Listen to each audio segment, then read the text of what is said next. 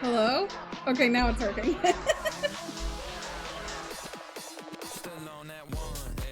Hi! Hi, Rocky. Hi, Tino. Hello. Hello. Live?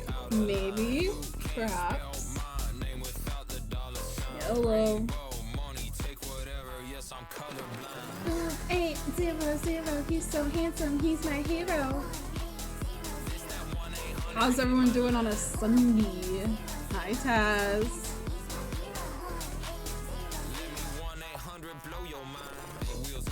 See what's going on Twitch. Whoa. Hi, whoa.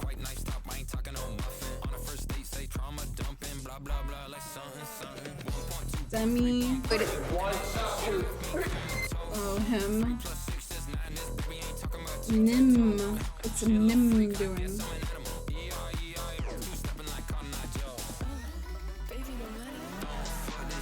Bro, I feel that naps are so good, but when you wake up afterwards, it's shit. Oh, tease live.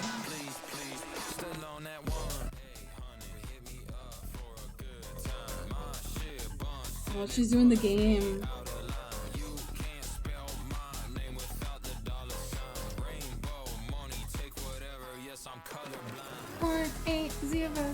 He's so handsome. He is my hero.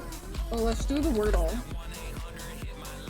Hi, Nebula. How are you?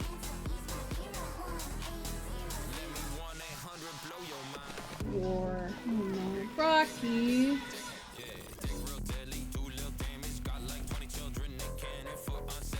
I hope things get better soon. Have the stream be or just association moment. What should the starter be? Are you still on the trip, Rocky? Starter word should be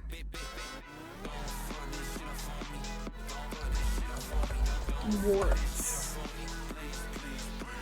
Auntie.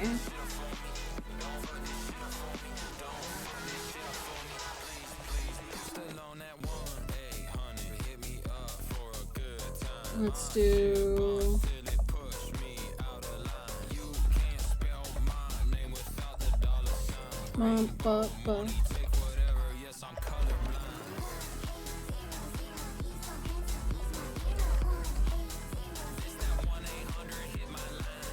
L and E.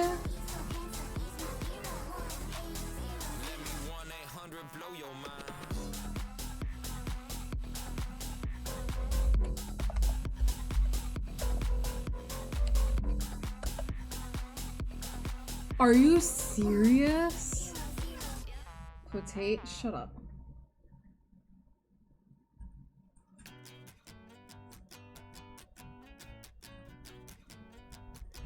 Rule number one is that you gotta have fun.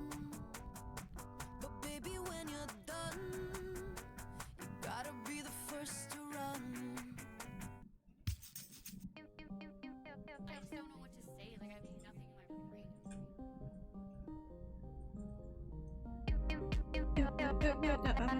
I have nothing in my brain.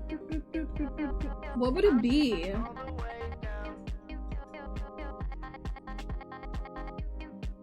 What are you doing today? A mixture of things. React, Sims, CS, maybe more driving.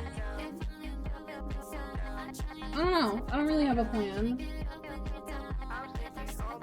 Since I'm up earlier, I do want to play CS with the CS gang. I love that emote, Nebby. Let's do like...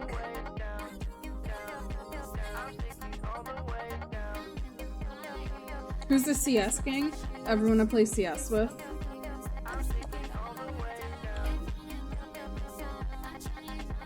Like who?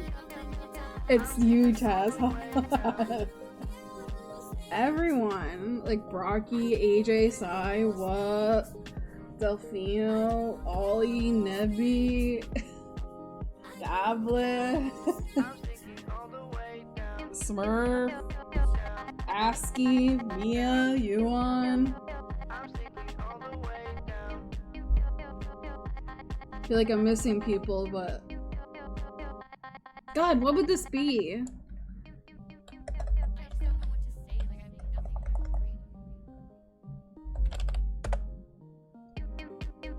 That did nothing. Why did I do it?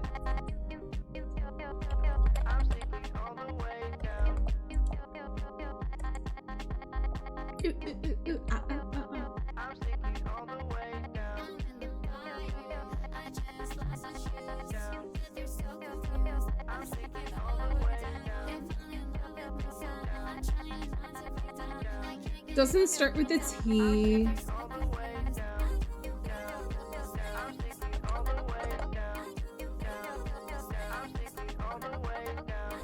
Okay. No, no, no.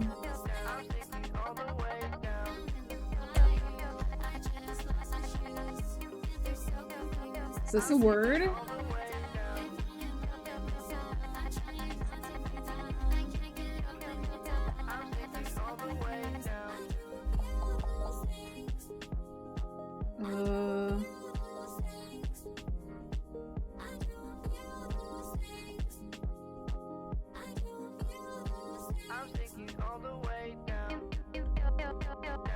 You just figured it out? Can you give me what letter it starts with?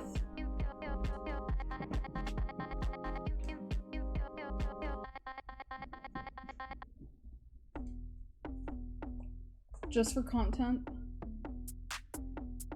No L. Oh my god.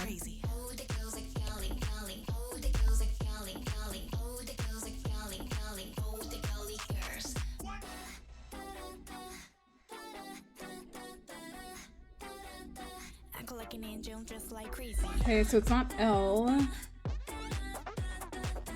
Hi, Rugo. So it ends in L.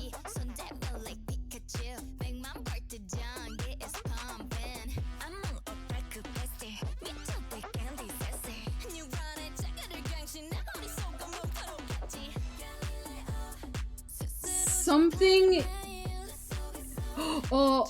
It's this, but not M.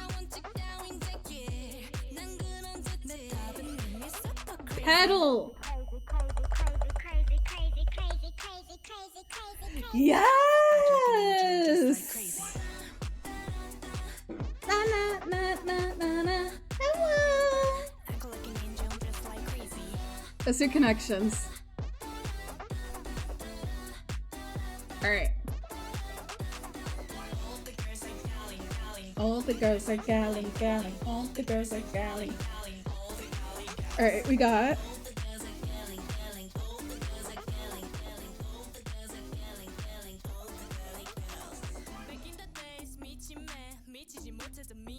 Dice, board, pieces, cards. Components for a board game. Yes. Now we have bass, fiddle, drum.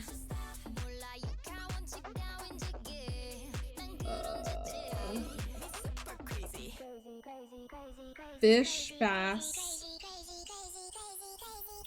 chalk, axe, blast, roast.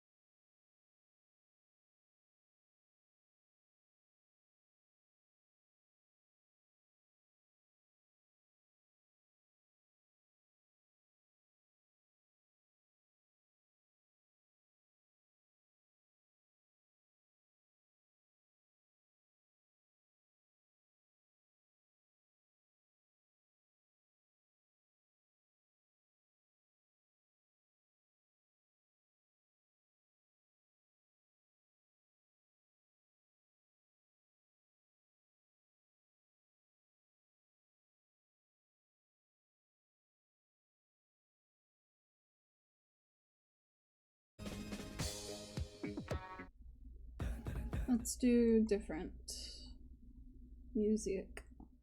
Let's do...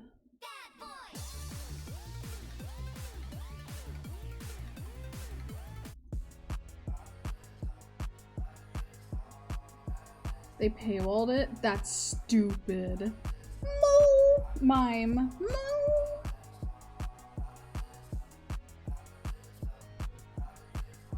What's Zoiler doing? Oh, that's amazing. I can't tell that this bitch has me under her spell. Alright. Let's do what to do for today. I wouldn't mind some Sims. Balloon CS. Maybe some more Euro Truck Sim. Some reacting. Maybe Voices of the Void. Maybe. Big maybe on that. Some other simulator game. I think this is a good lineup.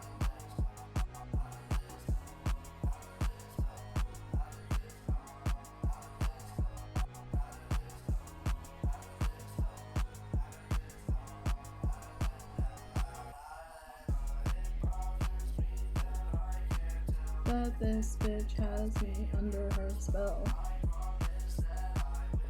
Alright. My vote is doing CS right off the bat.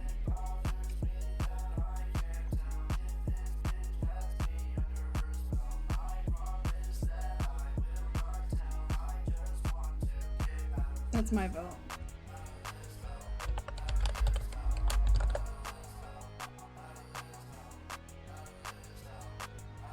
I don't know who is up and about to play though.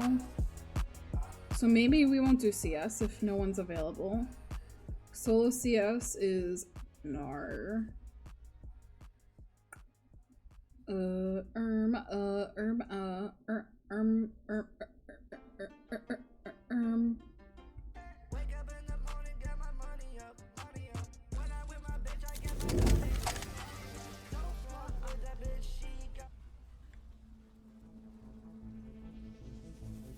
Solo queue.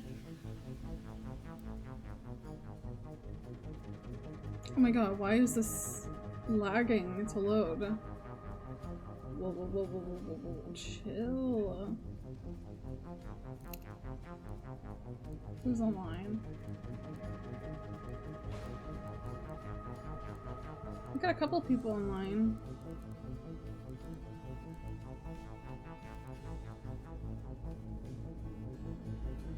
Do I just blind invite, or should I ask? No.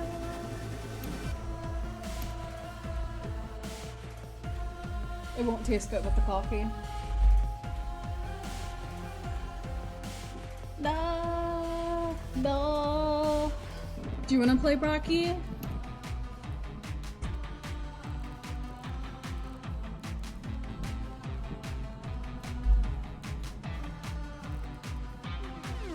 Nebby, you want to join? Where are you? There you are.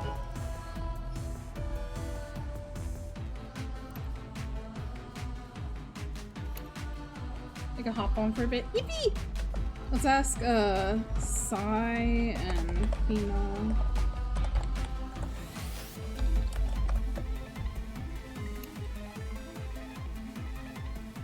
Harm. You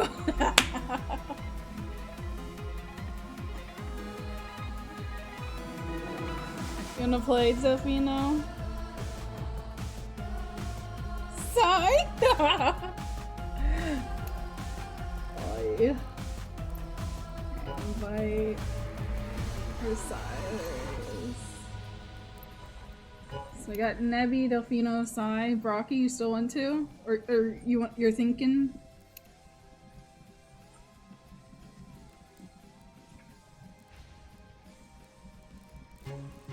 Thinking. You're thinking.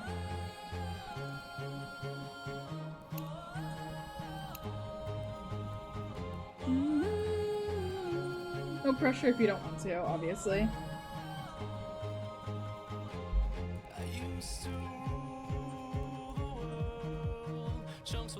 Your rank got expired?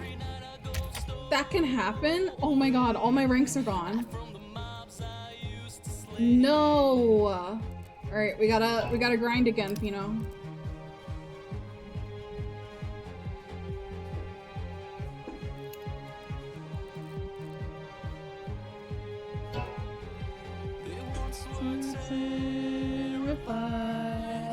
Every time I looked into their eyes, villages would cheer my way.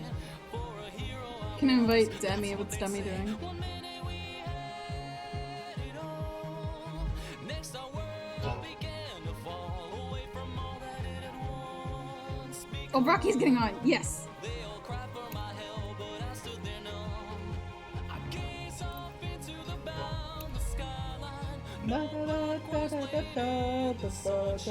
Turn around, pick up my sword and wheel the blade that once forced evil minds Wade. to yield. And hope one day that this chaos and destruction turns for the better. Never a You gotta eat. Go eat. Go eat, girl. Go eat, girl. There'll be more games you can join.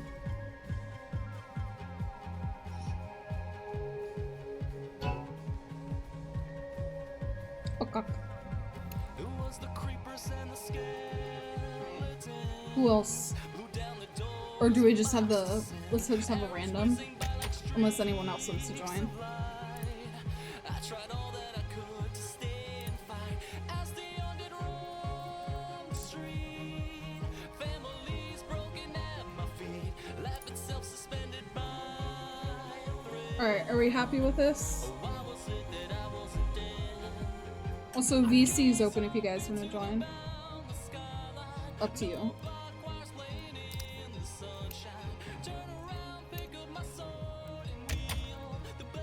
Let's try it.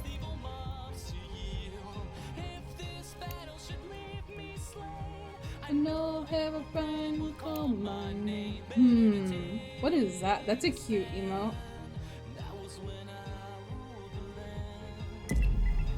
Dust too.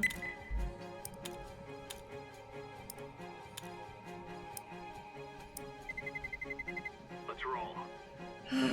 Here we go.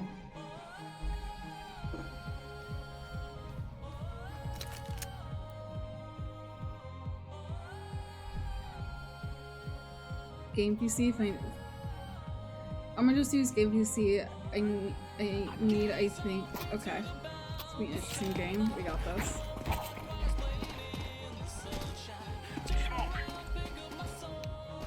Three W's. Boom, boom, boom. This ping.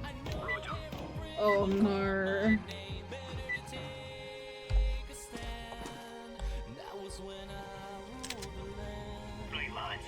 I'll check my range after this. I think my range is high. So like you guys don't have bad pings. Good luck, have fun. Don't tell me what to do.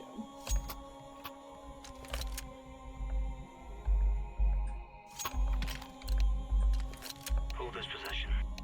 Let's go, fellas. Hold your Yeah. positions.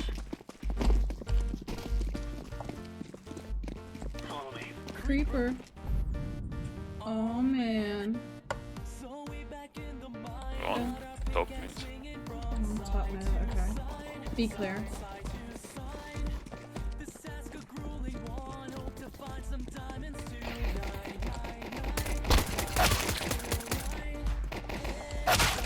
Three mid.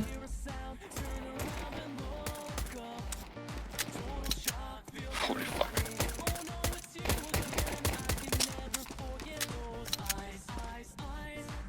How are you aiming? Why is your gun so centered?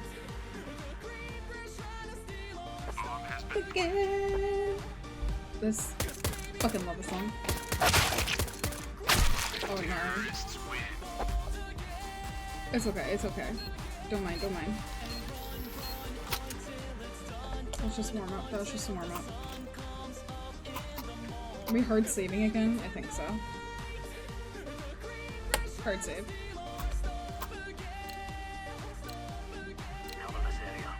Just when you think you're safe, go hear some hissing from right behind. Right behind. Hold this position. Mid.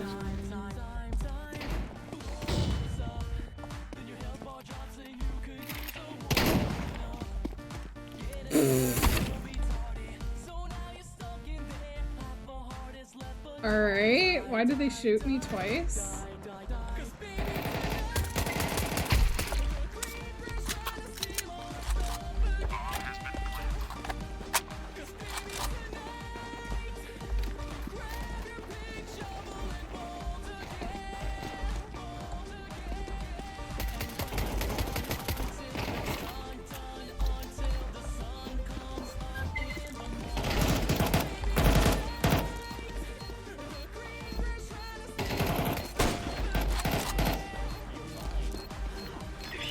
Dig up diamonds, craft those diamonds, get some armor, get it baby, got force, and use the MLG, bro. Come at me, bro.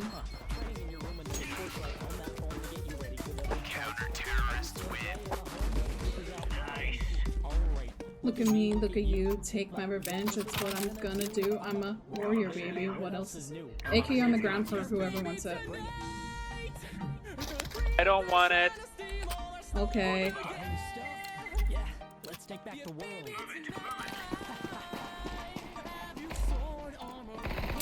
Why did he say it like that?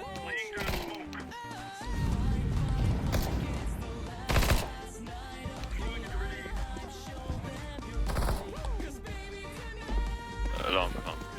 Long. But you know. Cause baby tonight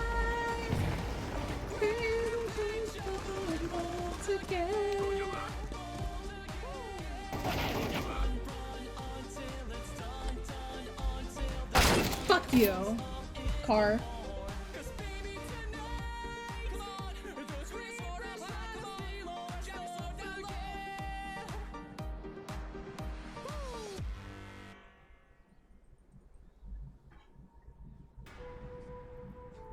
Oh, I didn't realize we had bomb.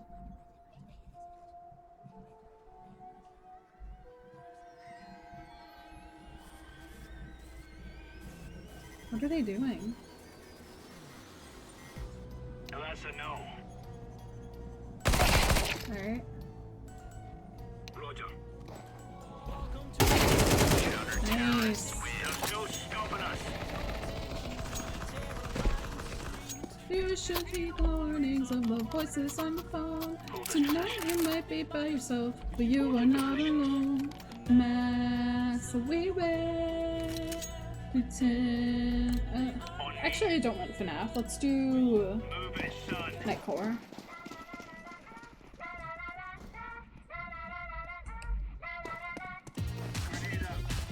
There we go. Now rewind it up. Throwing fire.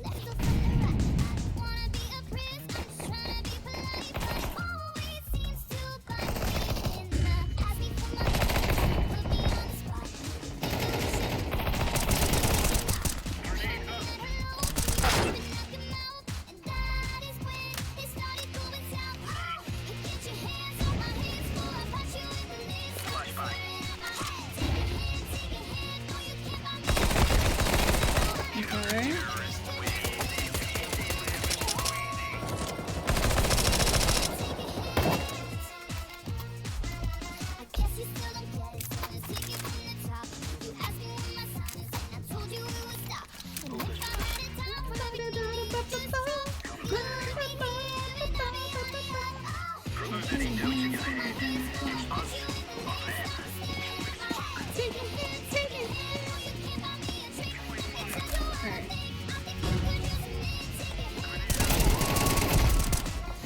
Ah, shit. My fucking reload! No, sir. COD reload, blah. That's a negative. That's a negative.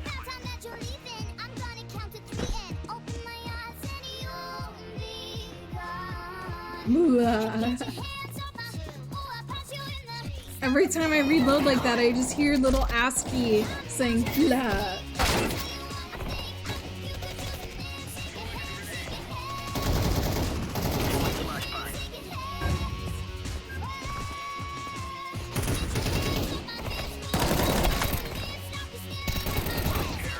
Nice try.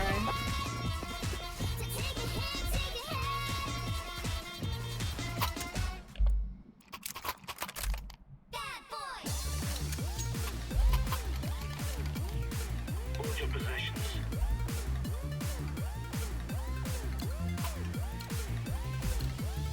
Let's go.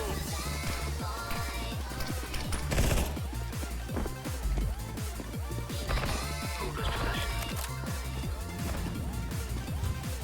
Cover this area.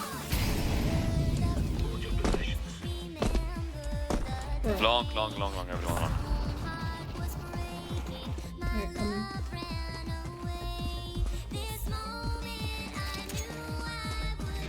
Nowhere.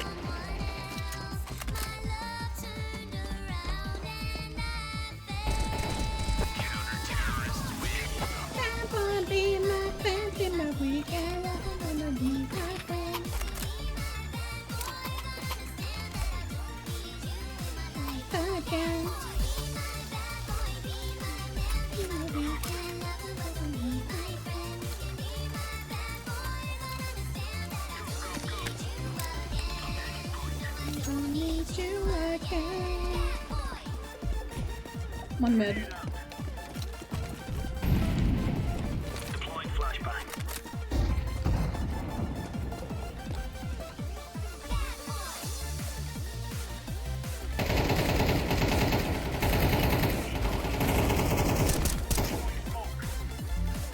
Cover this area. Flashbang.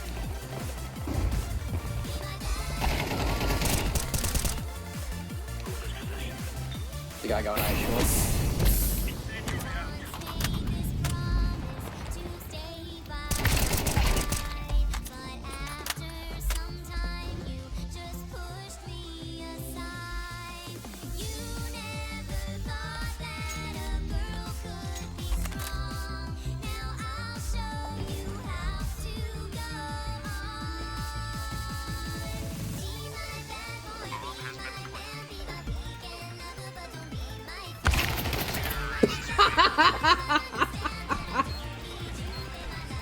Oh, that was bad.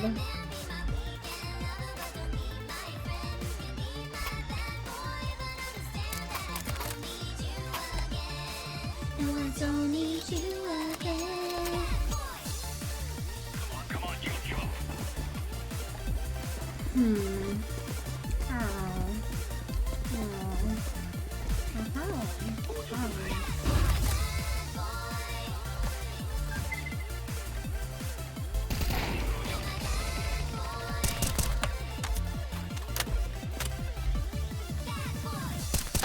Fuck you.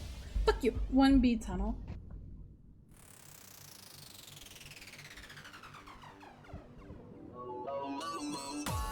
Want your hands high for me.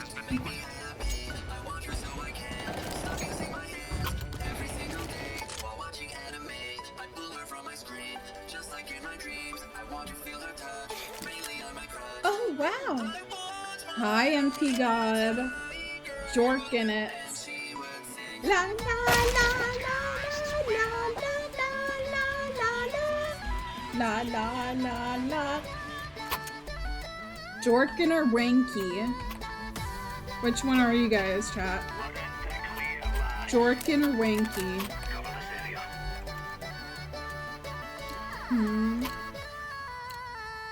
Let's show them who we are.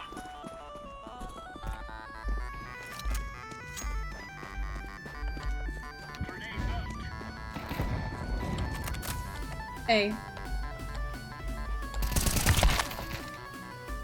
2A long.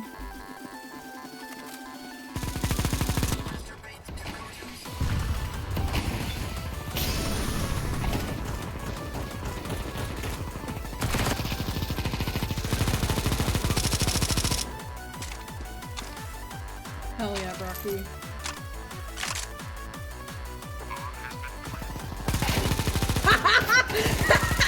No fucking way.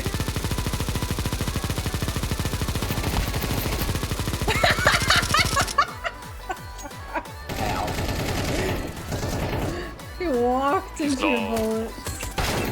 Oh, my I'm bad. killing myself. Holy shit. Get out of this No, side. don't, no.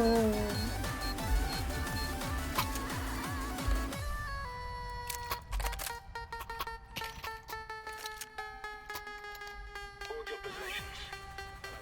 Hold this possession. Hold your possessions.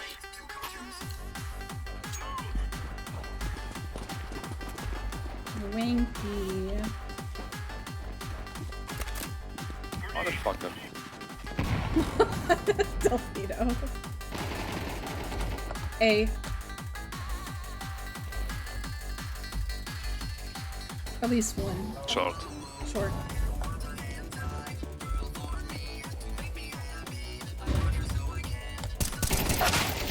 Fuck.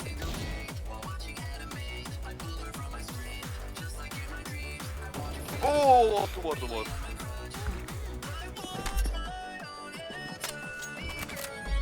And she just do a flip.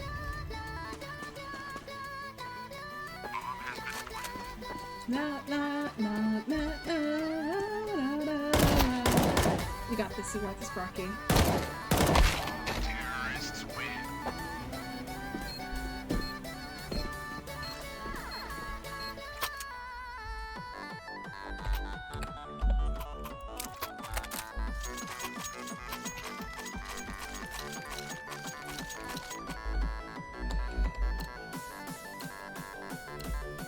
Let's make this Reyes rain. Oh, nice one.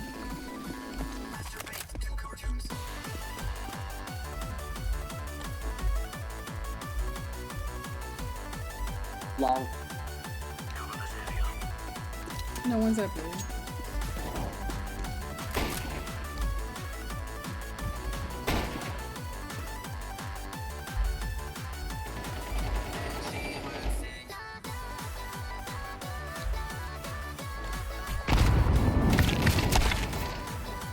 To one side.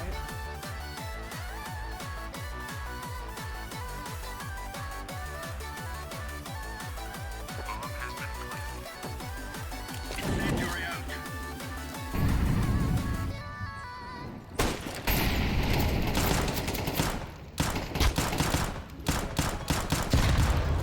Got the Spino.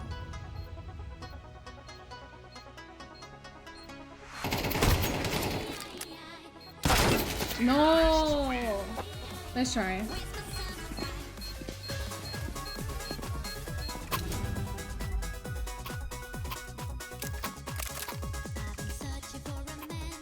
Oh, across the land. Hold this possession. I'll lead. Hold your possession. Hi, Esky! Out of here. Hello! Decoys out. Negative. How are you? Cuckoo, cuckoo. Oh, new skirting? Whoa.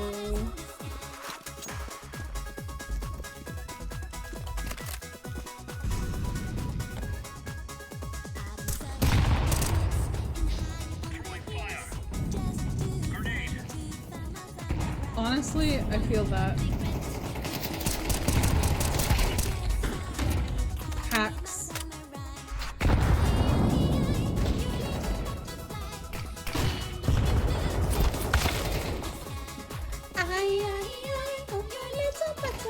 It's 8 p.m. now? Whoa.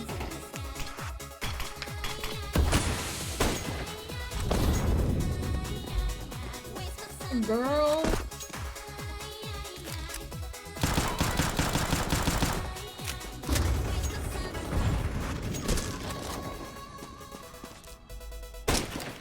Got this. Oh. Don't mind, don't mind.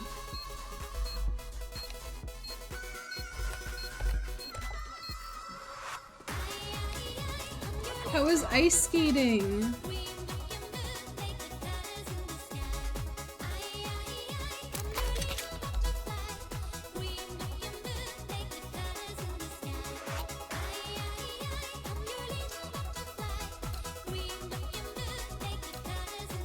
Fast? Like you went fast or whee? Oh no. Demi's playing Euro Truck? Wait, I played Euro Truck. Fuck! I went fast. Whee!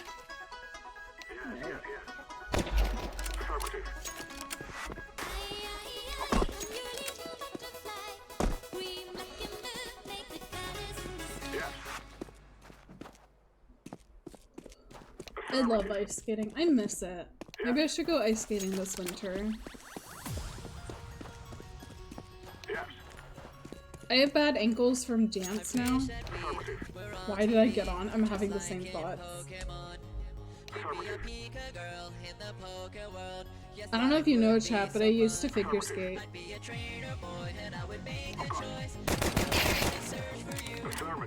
Cross skate to my right. Left is fine. Are you left or right-handed?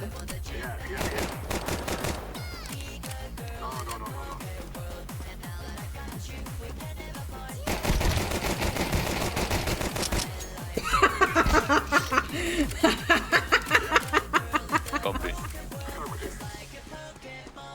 Right? Okay. Interesting. You dinked his dog.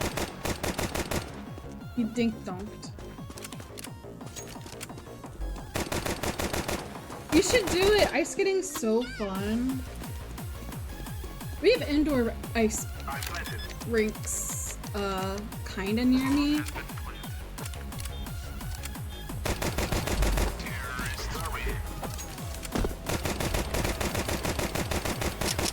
This last time I went, I like fucked up my ankles in dance in high school, and I have weak ankles now, so like, kinda hurts after a while. You ain't going alone.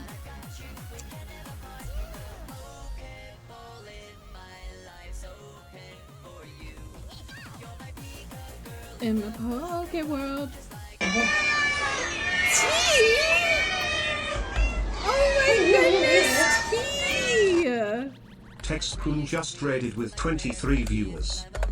Oh my god, hi! Hi, readers! Hi, MP God! Hi, Wizzy! Hi, Skirt! Hi, Bearsy! Hi, Taku! Hi, Ben! P-Raid! Hi, Wolf! Hi, Yojito! How was your stream? I saw you were still playing the pixelated horror game. How is that? Thank you for the follow, Ben! Everyone go follow T. She is a sweet tea. Then 365 just followed.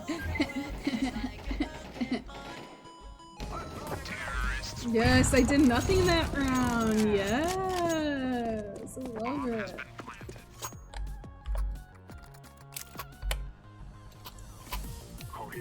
Honestly, I was gonna read you if you were still alive when I was ending. Should play CS. Alright, when are you free? Are you free, like, after this game?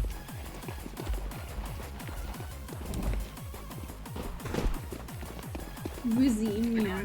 Meow. Meow. I think 12 should be. Not right now, fair enough.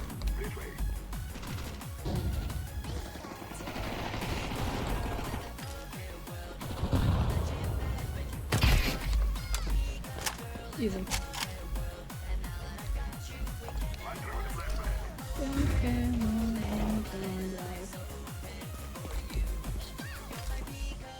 In the Poke world.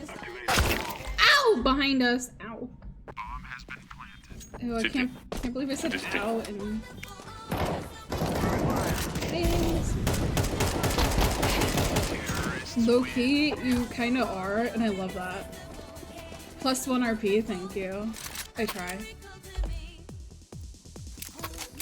Wait, should I RP CS like I'm in fucking war? Sometimes I feel like I'm in war in CS when everyone just like throws their utilities.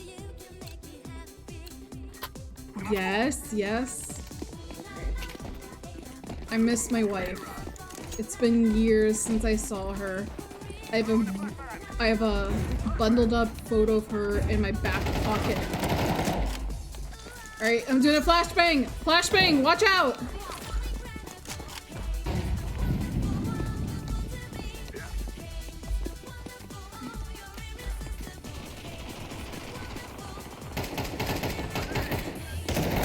Sorry.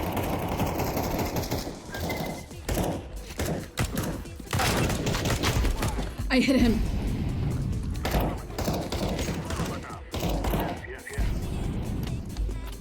Alright.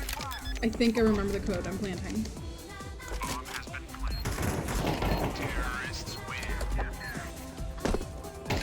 Alright.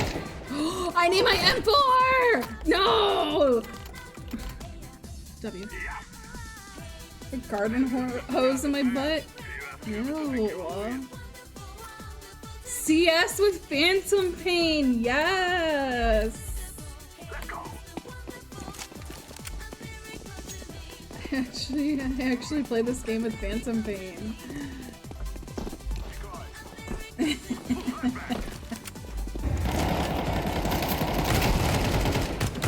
No, Brocky!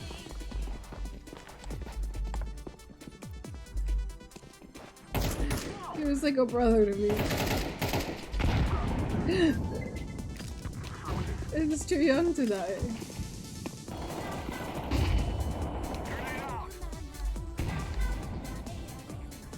ASCII?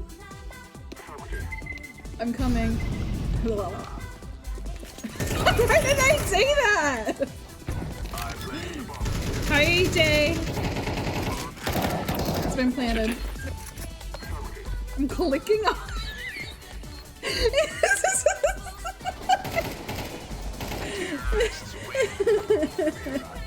My face is hot and red right now. Holy shit.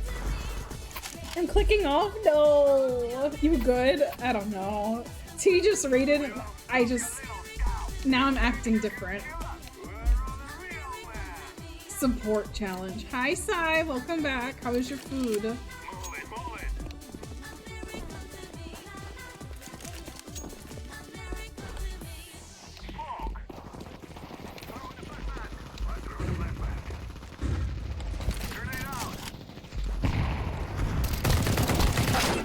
One mid coming from behind. Affirmative, he said. It was bussin'? Hell yeah. Sigh, yeah. Two more long. One more long.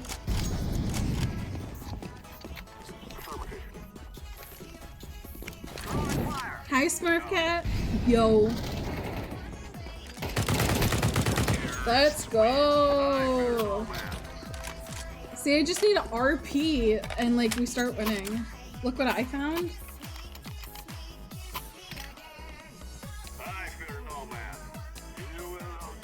ASCII?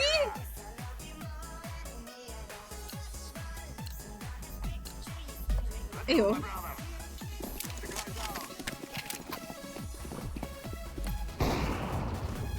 Did I pick up someone's deagle? Is that yours, Nebby?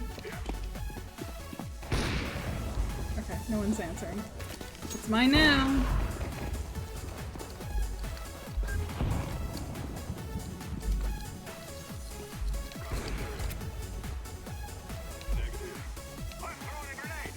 Yeah.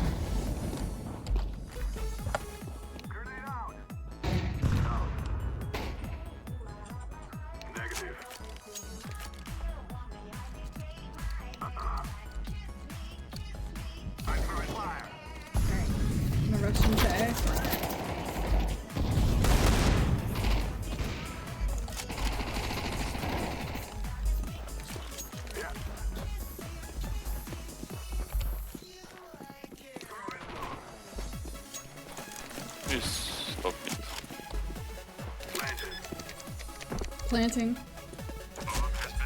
Planted. I flash you. Of course, flash comes. What the hell? What the hell? What the hell? What the hell?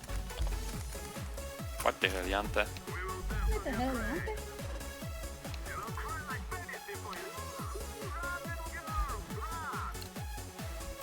Orange, what did the 3 W's stand for?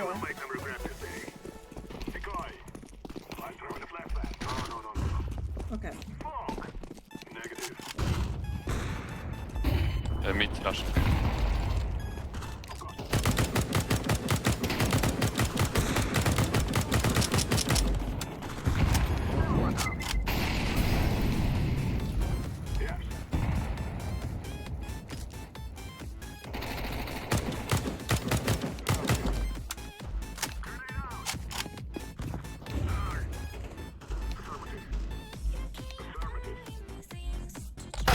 Fuck! They're still at the door. I don't know what it's called. Yeah, the door you're going to, Orange.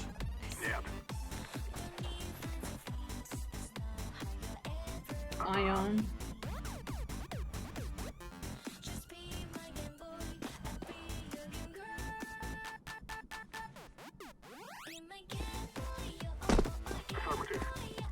What is the name of where I died? Long? Is that Long? But what's like this door area? You just say door at Long.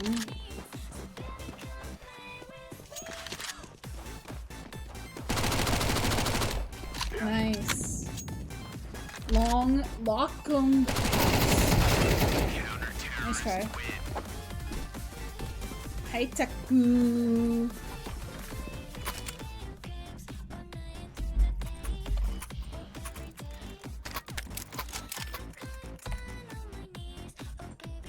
Oh, I have money. Let's call my brother.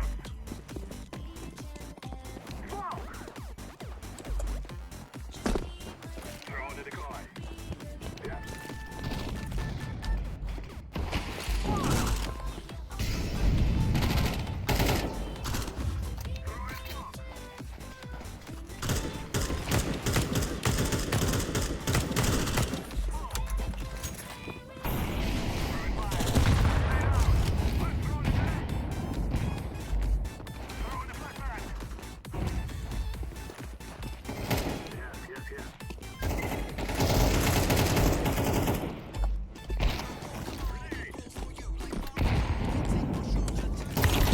Oh, I thought the person was dead!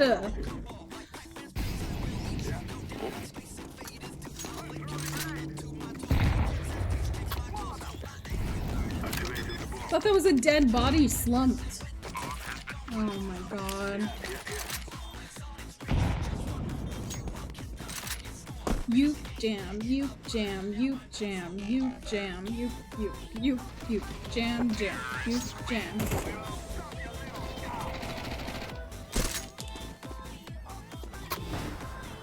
You do be jamming. You do be jamming.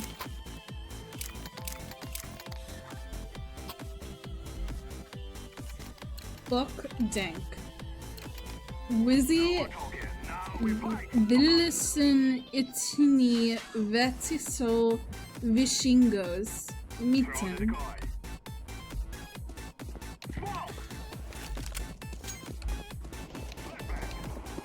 How'd I do? Lekashin Lepa.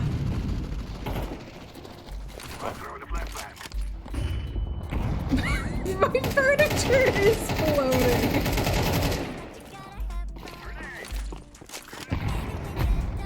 Oh, we did that, Brocky! I didn't do shit. You got an assist somehow. GG's.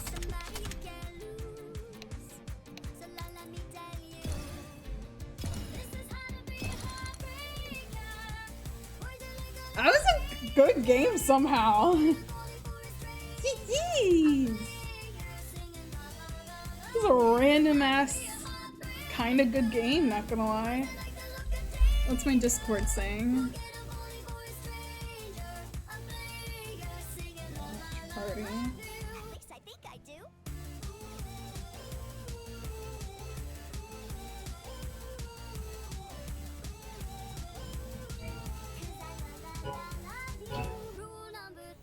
Another one, a snutter, movie time.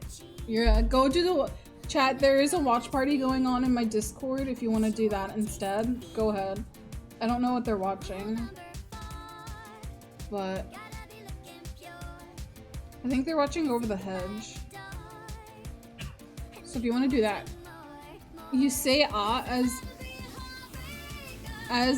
in as or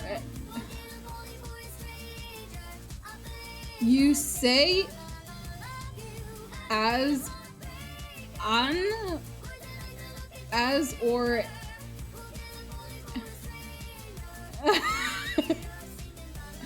you say as a in as or a in and what? You say as a in oh you say an as an as or as an and and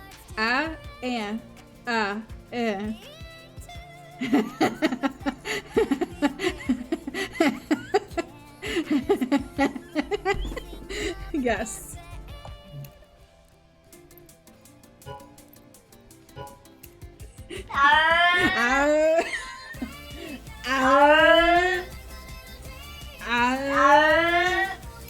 Asking, you wanna join? Brocky's done.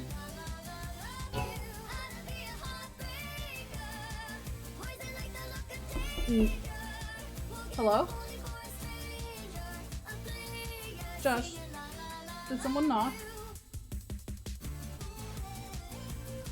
Did someone knock on the door?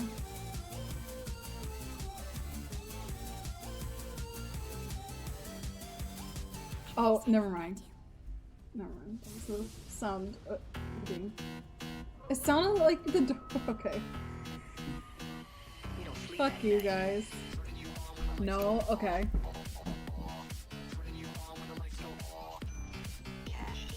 Flash, you wanna play? Go BRB 1 minute? Okay, I'll hunt for a fifth. Flashu. Or Smurfu. Oh, yes? Okay. I'm watching game right now. Not. You're trolling. You're trolling.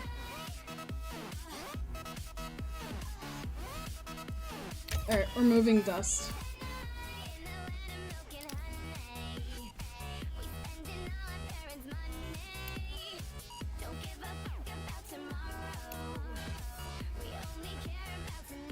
It was fun. I might play more of it today, Mime.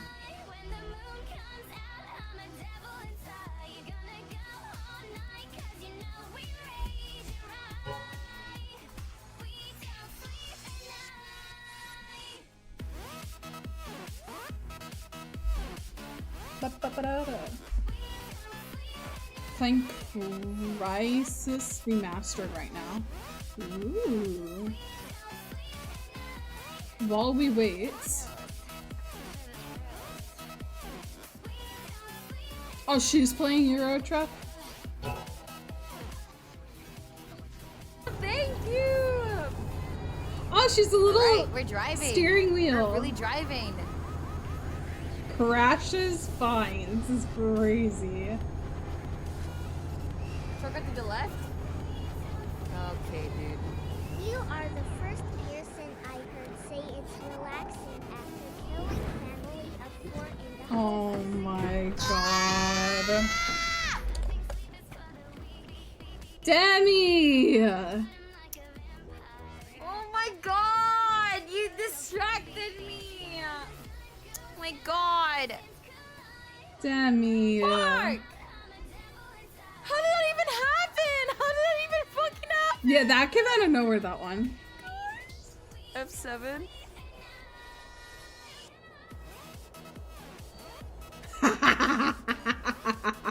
Are you serious? Okay, Garmin video Skyper. Guys, shit, my keyboard is so small. Where's the FN key? That's funny.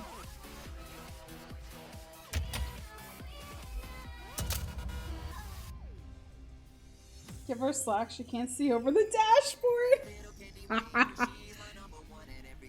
She put a bobble on the dash.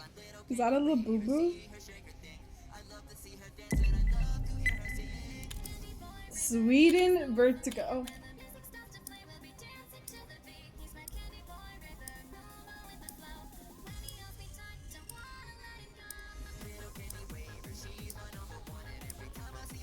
Javlar. Javla. Javla. Mirage.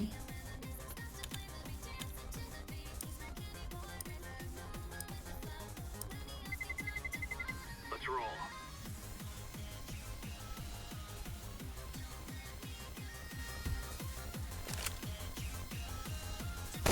Alright, we are in it to win it. Am I right, ladies and gents?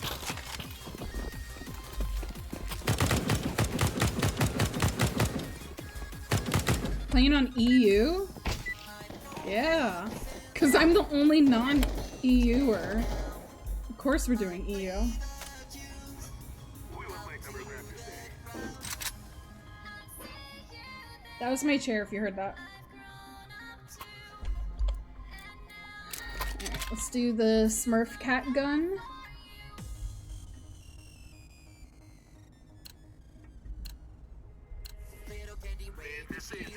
Sure. What is?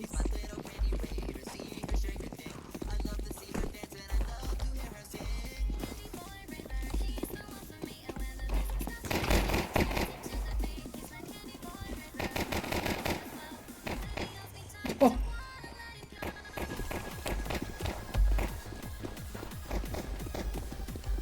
One jungle window. Dead. Catwalk. That's my sword. Still catwalk. Or No lead. I tried.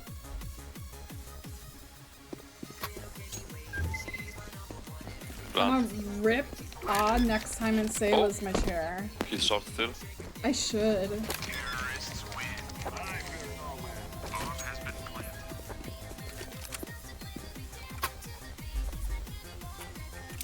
planted. Ooh, second round already SG. Let's go.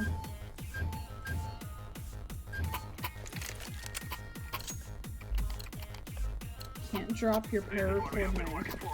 Oh, sorry. Wait, why am I sorry? Well, also sorry.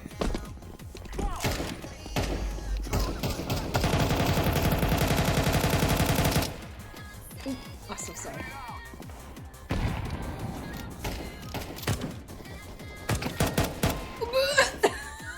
One stairs, two stairs. I'm sorry for that.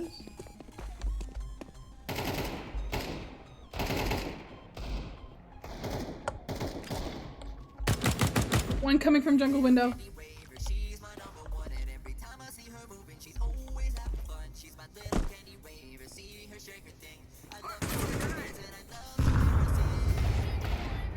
One wood going ramp, Tetris.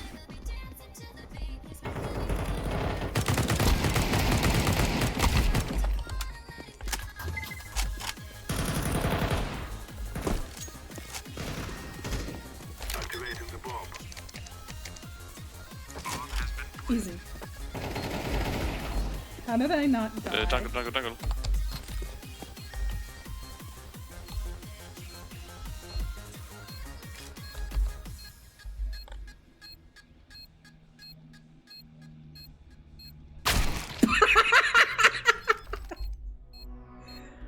My reaction time's too slow, I'm sorry. I just stared at them.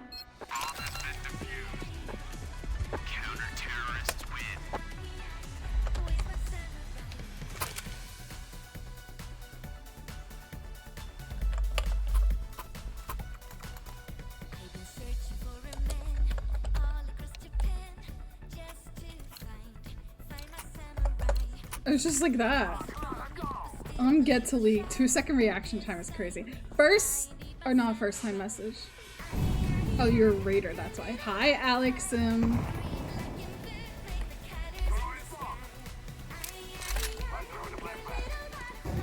How are you, Alec?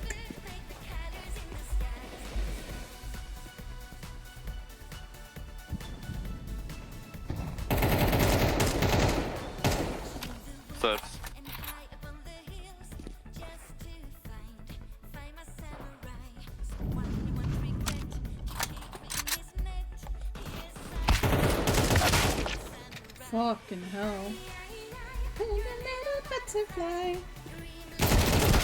Counter-terrorists win. Ay, ay, ay, and a little butterfly. Rocky!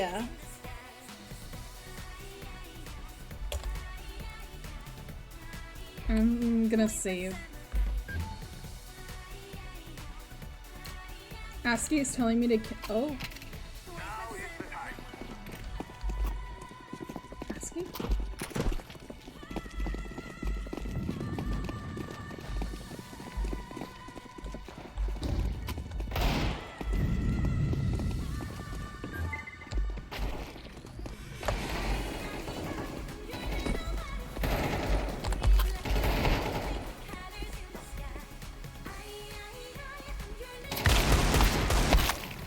Fuck me.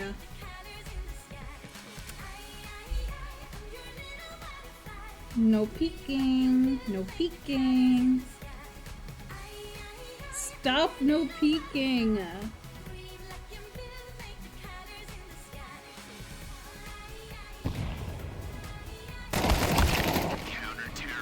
Wowie. Why can I not see that emote? I don't know. What was she doing?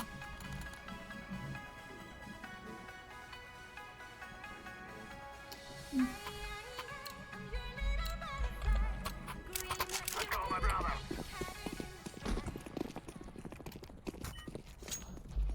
Flashback. Throwing smoke.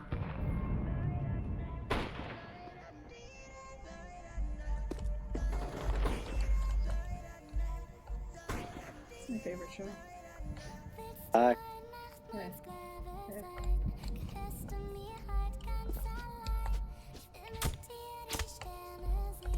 Alright.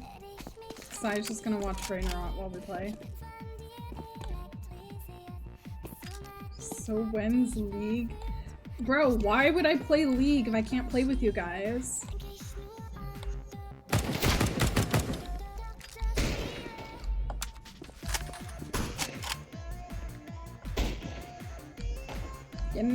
Bro, you saw stream. I can't make an EU account.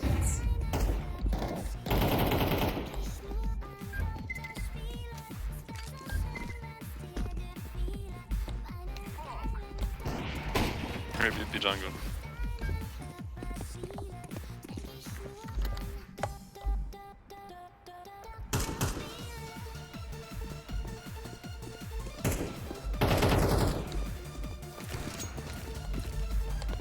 I've planted the bomb. Bomb has been planted. I'm not gonna buy one. You give me money to buy it then. I'm not wasting money on League. I said before I can lend my alt.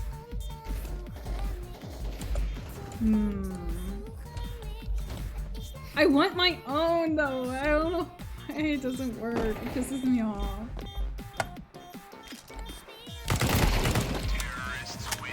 Yeah. Never used it to be fair.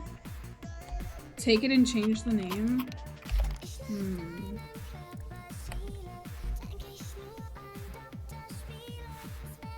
No. I did make an account that was EU, but when I tried to load it up, it said I don't have it supported.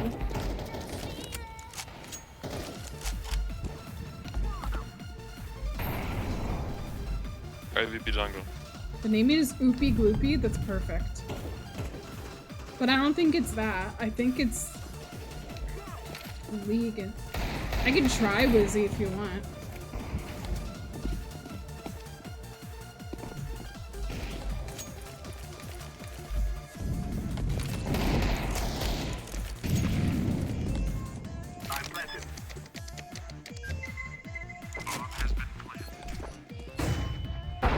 CT? CT. Ult. Jungle and CT.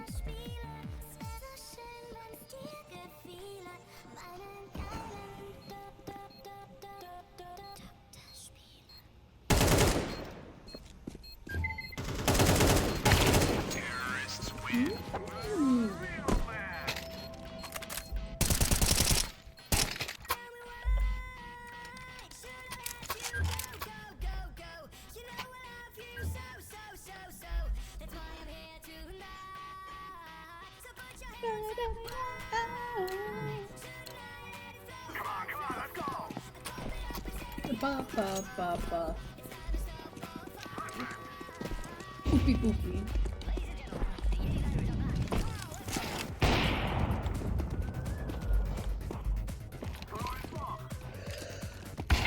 Oh. What? Where? Connector jungle.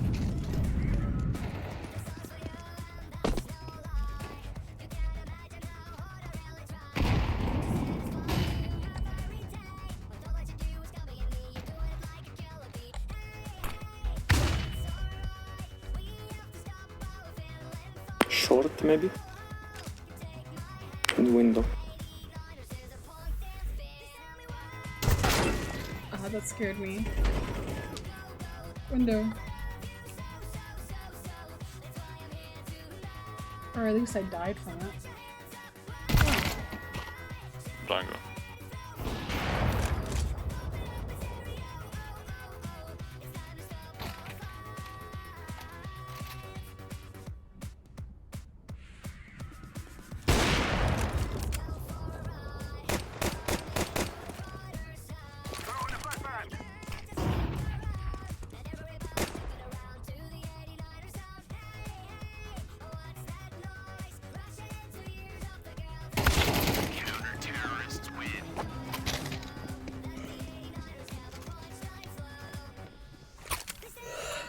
Alright, minus 92.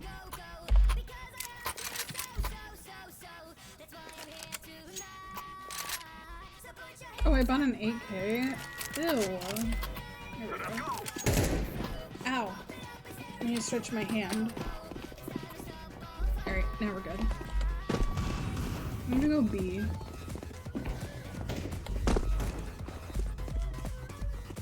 Short one.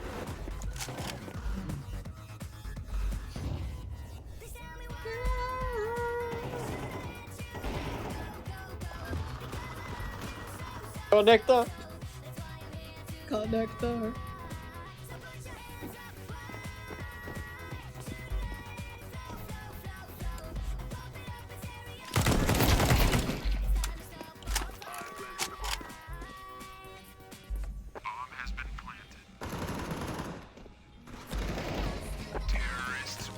Easy. Heartbeat to the beat of the drum. Boom, boom. I came here with someone, and I hear my arms. Like we're gonna die young. We're gonna die young. Now we fight. Let's make the most of the night like we're gonna die young.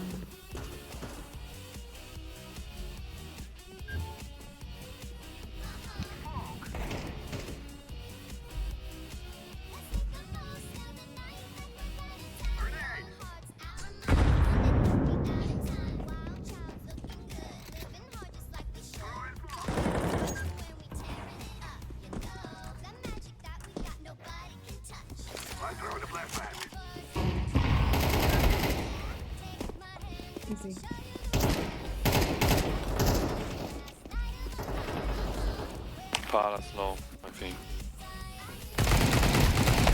Jungle, jungle.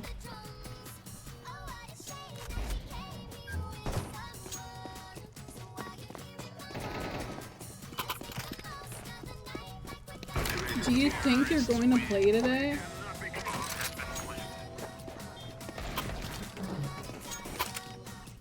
Let me give it a shot with your ult, because I've tried it my way. If your ult doesn't work, then no. Because the only reason why I would play League is to play with my friends.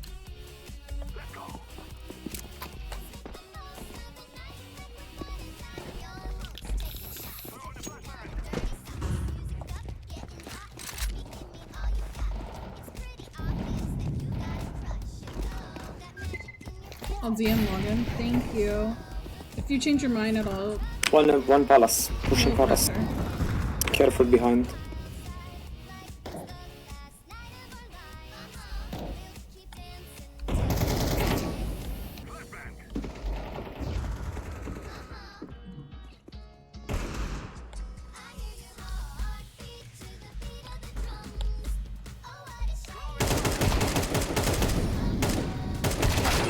Jungle. Ding. Lower. Under.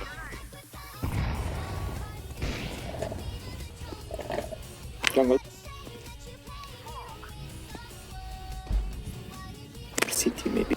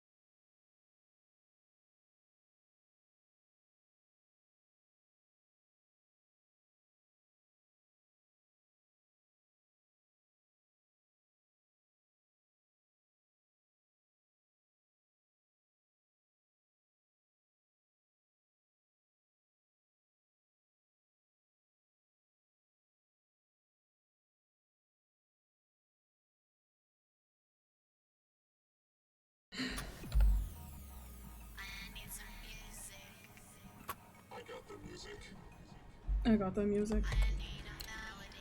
Ooh, let me do.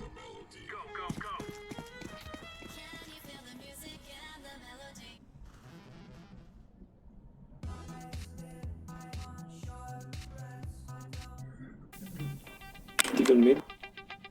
Let's do this. Good night, Lizzie. One under. Thank you for the login. I'll try it out later. Thank you. Hi, Herm. Hello.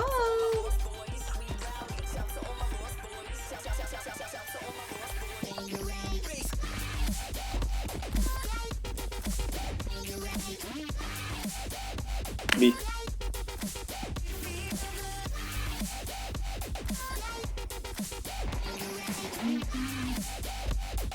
God.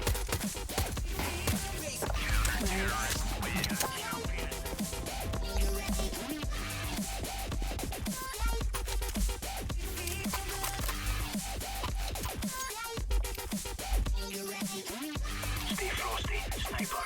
Targets acquired.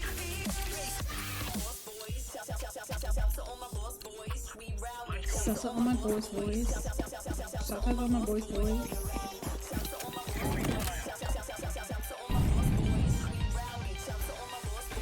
Two mid.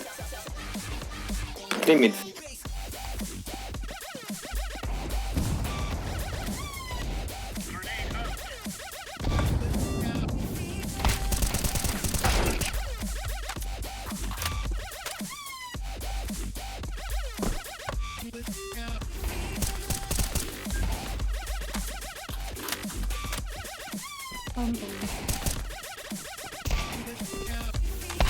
Stop!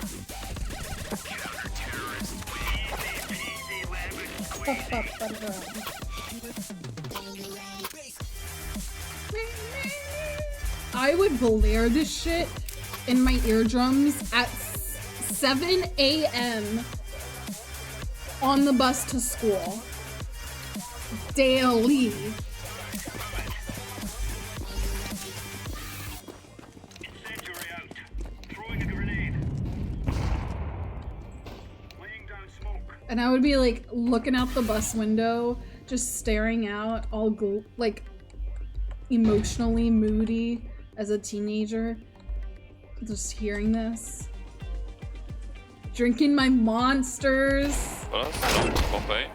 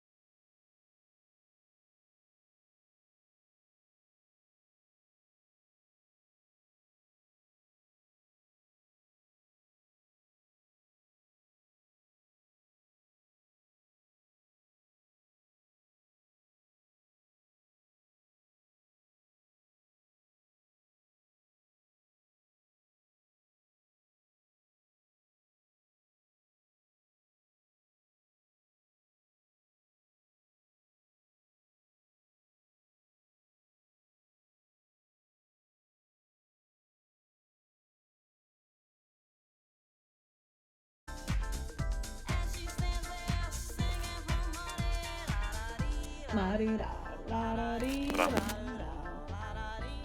Or 7. Hold. Come on, Flashu. Let's go!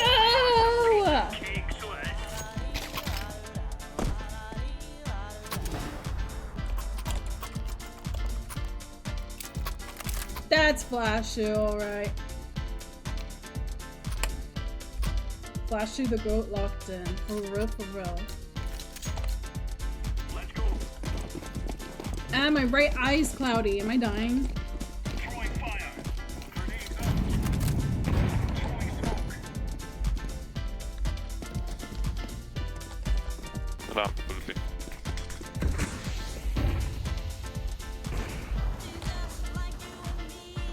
One ups. AVP ramp. To ramp. They're pushing ups. Pushing ups to ramp.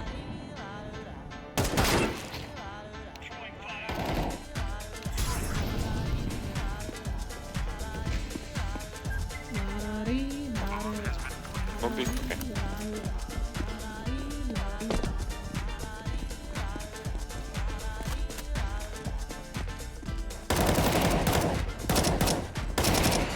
Nice. Mid dead. Car.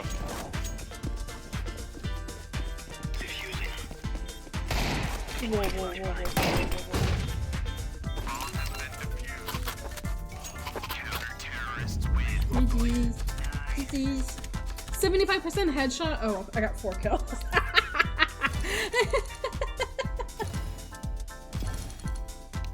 Man, I got fucking carried.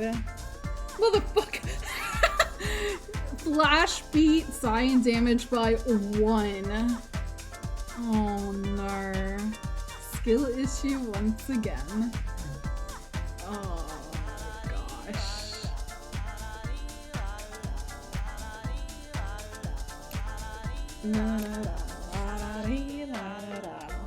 I think I might take a break.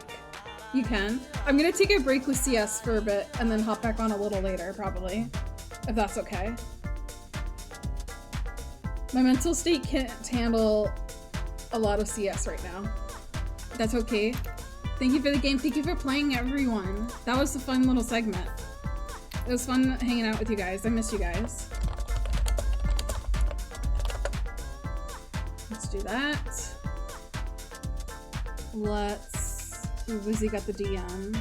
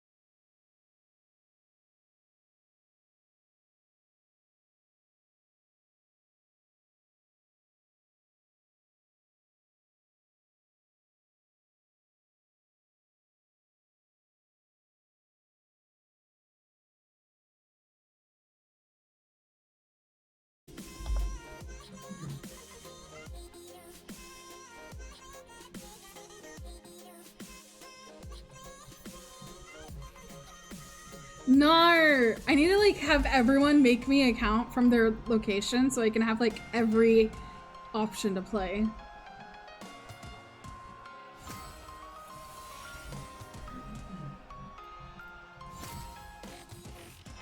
How can I tell if this is EU playable? I'm UW.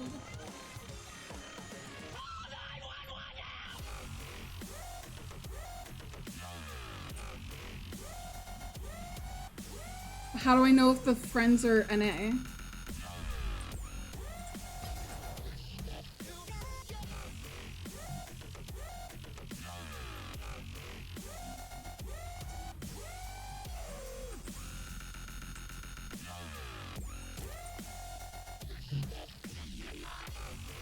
How do I know if I have NA friends?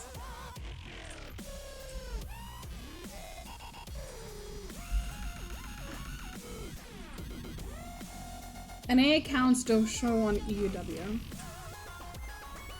Okay, but how does that help with this?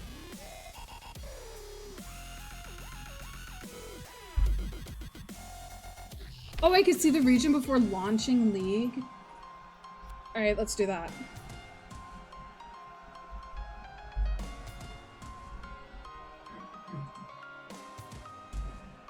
The account is EUW, just trusting.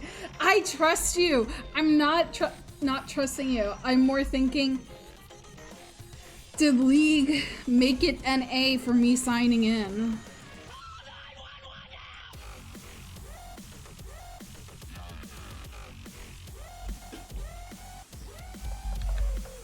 So weren't you going to bed, Wizzy?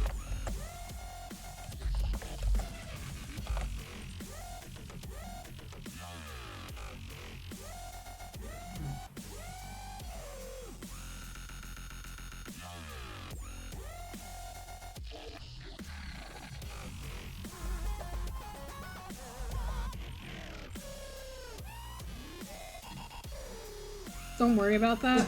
Okay. It's bound to the account, not possible. It's fine. We know it's EU. Wait, if this works then, does that mean I can have like Taz go into practice tool?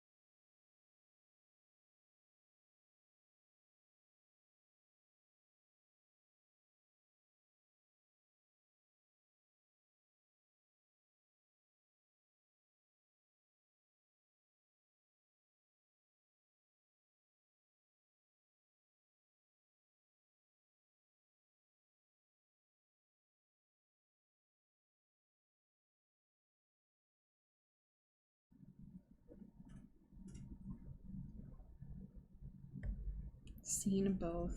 Okay.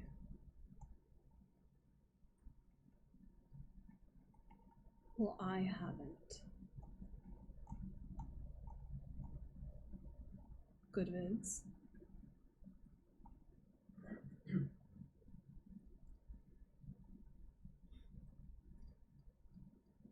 Let's do this one. Under the water there are traps. Old cars, bedsteads, weaved hidden depths. It's the perfect place for an accident. On the 29th of June 2025, a group of teenagers ventured into the Miriam River in Bacabal, Brazil, for a quick morning swim. But after several minutes in the water, the group started to realize that one of its members, 13-year-old Raissa, was no longer beside them. And after calling out her name and searching the surrounding area, the realization set in. Raissa had disappeared. It was now likely somewhere in that murky water around them. The news sent shockwaves throughout the community, and straight away locals filled the area to help find this girl. But their attempts were all futile, and with each passing moment it grew more and more likely that Raissa had tragically drowned, with the search efforts shifting to recovery efforts the next morning. The tragedy led to various news stations arriving on the scene to help document the search, and for one reporter, Lenildo Frazao, he couldn't help but view Raissa's story as a cautionary tale. The Miriam River is particularly unassuming from the surface, which is exactly what made it so dangerous, since it carried with it an unexpectedly strong current and a bottom that was littered with sudden drop-offs. Actually, I have a good idea. Hold. We can do two things at once, because I'm too ADHD. We could...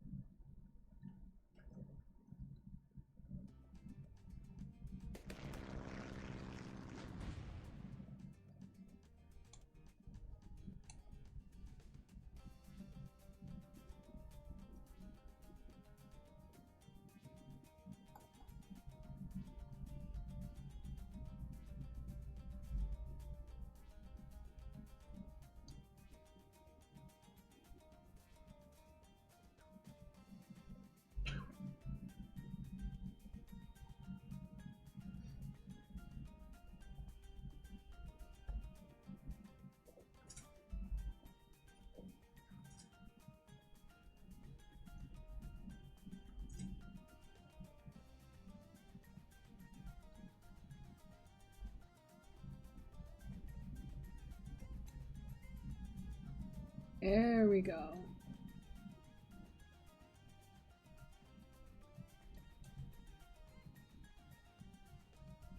I don't know which corner would be best.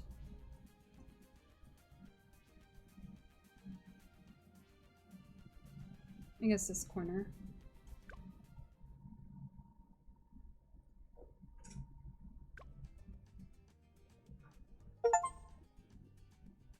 As even in shallow sections, one step could plunge you into deep water without warning.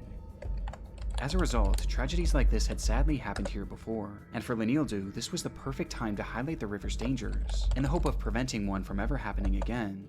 And he had a unique idea to help achieve this. Rather than just explaining how dangerous the river was, Lenildo wanted to demonstrate it, and so he began to take off his shoes and his pants before entering the water, with his microphone in his hand. Foi justamente aqui, pessoal. Nós vamos entrar agora na água aqui para mostrar para vocês o local. Olha, a gente já vê que aqui a água é muito forte, ó. E vai descendo, ó. Vixe Maria, vai descendo aqui, viu? Ó. The camera rolled as he waded into the river, at first going just to the depths of his knees, before the riverbed began to drop beneath him, sending the water all the way up to his chest. Então, pessoal, e ainda tem a correnteza. Aqui já, olha, ó, passinho para frente, a água já tá praticamente. And all while this happened, he spoke to the viewers at home about how unsafe this area could be, especially for unattended children who weren't strong swimmers. But even with most of his body now submerged, he wanted to take it even further in order to prove his point. And so he continued wading towards the center of the river, right in the direction of the noticeably fast-moving current. Oh no. Until suddenly... Olha, andei pouquinho aqui, ó. A água já tá acima do meu peito, para você ver a situação. Se eu andar pouquinho aqui, deixa eu ver aqui. Ó, vou andar mais. Ó a fundura aqui, ó. Ui. What? Lenildu physically recoiled and let out a loud yell. Loud? He stood there for a moment, anxiously glaring into the water, before telling his crew, "I think there's something down here underwater." Whatever he had touched in those murky depths didn't seem natural, with Lenildu describing it as being soft. And quickly, he made his way back to the shore, where he further explained why he was so shaken by the ordeal, admitting that what he stepped on felt like an arm. Oh no. This is the exact moment that many believe Raisa was found, as just moments later, several locals would retrace Lenildu's steps and discover the 13-year-old's body in the same exact location. Raisa had died from an accidental drowning, as she wasn't a strong swimmer, and had likely fallen into the deep water where she was held down by the current. No. The exact conditions that Lenildu had been warning the viewers about, when he unknowingly stepped on her corpse, with the entire ordeal culminating into what can only be described as one of the darkest moments in television history. I'm really happy they found her though. Sadly, what actually...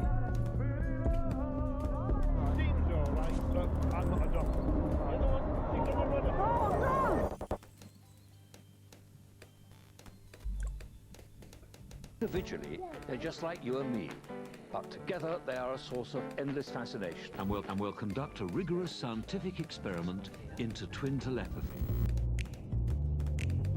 Take care out on the street. Use your head and then your feet. It was a peculiar sight. As traffic flowed through one of the UK's busiest roadways, the M6, CCTV cameras captured two women walking down the narrow median, with a vehicle speeding past them on either side. Okay. These women were Sabina and Ursula Eriksson, 40-year-old identical twin sisters who grew up in Sweden, with Ursula eventually moving to the US and Sabina to Ireland. Just one day before this footage was taken, on May 16, 2008, Ursula had made the long flight to visit Sabina at her home in Dublin. But things got off to a troubling start when Sabina got into a verbal altercation with her husband and the father of her two kids, prompting both sisters to leave the house in the middle of the night without telling anyone. The next morning, the sisters emerged in the city of Liverpool, where they visited a police station and reported that Sabina's kids were in danger and were unsafe in her husband's care.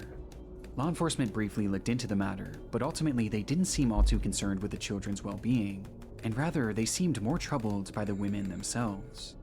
Their behavior was just somewhat off, so much so that shortly after leaving the station, they were kicked off a public bus for exhibiting erratic behavior, which some passengers found threatening. And after the altercation, this erratic behavior continued. As for unknown reasons, the pair began walking towards the M6, and then eventually right onto it, where we see them now. It defied any sort of logic, and put them in an extremely dangerous position, a position where one wrong move could lead to a horrific accident. And sure enough, that's exactly what would happen, though it was anything but accidental. Without warning, both women turned and then ran directly into the road, and for Sabina, directly into a car traveling in the fast lane.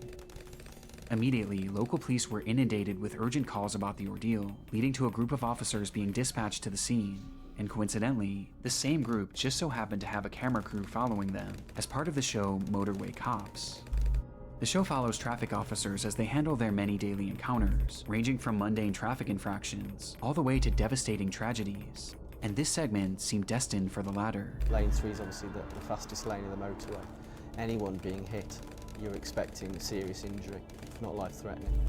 Despite the officers fearing the worst, however, when they arrived on the scene, they were met with a surprising sight.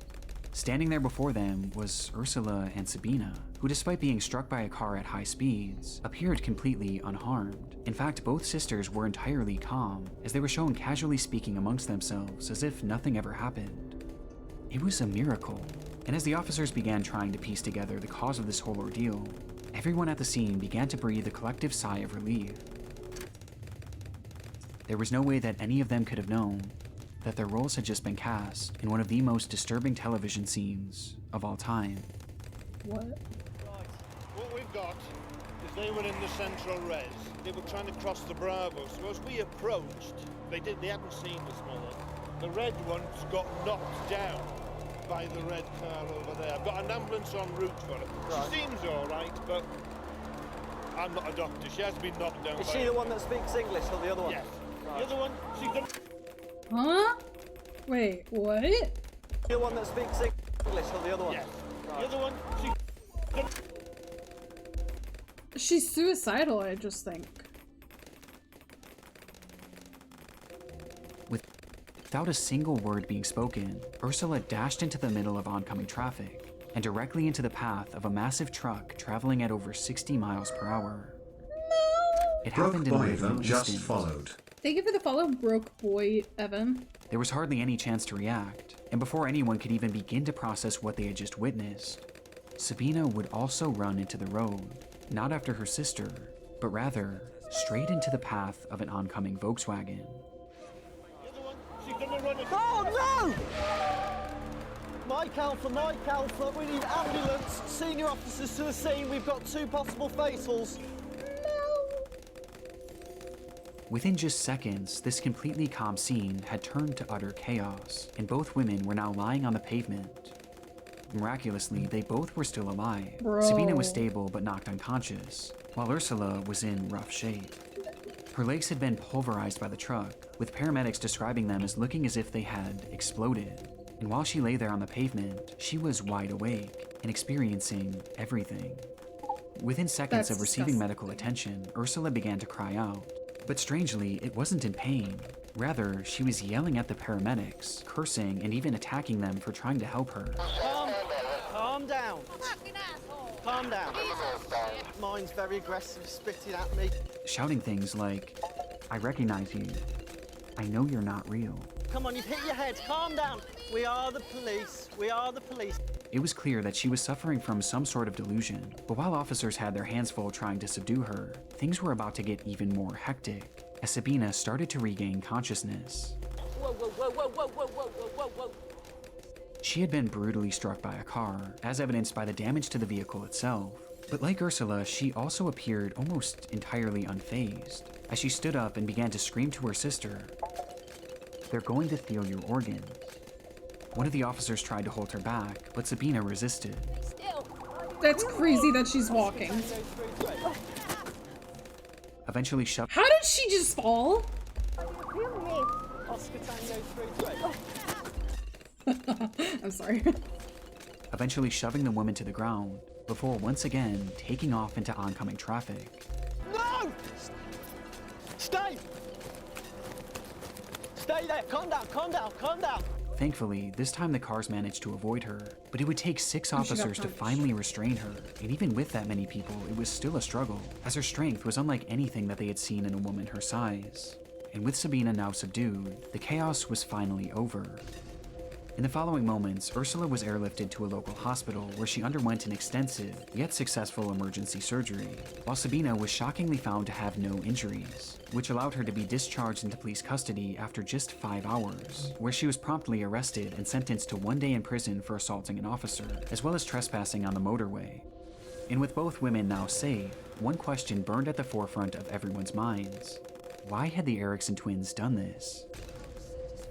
Well, the immediate theory was that this was all the result of drug use. But surprisingly, when given toxicology tests, no drugs or alcohol would be found in either of their system.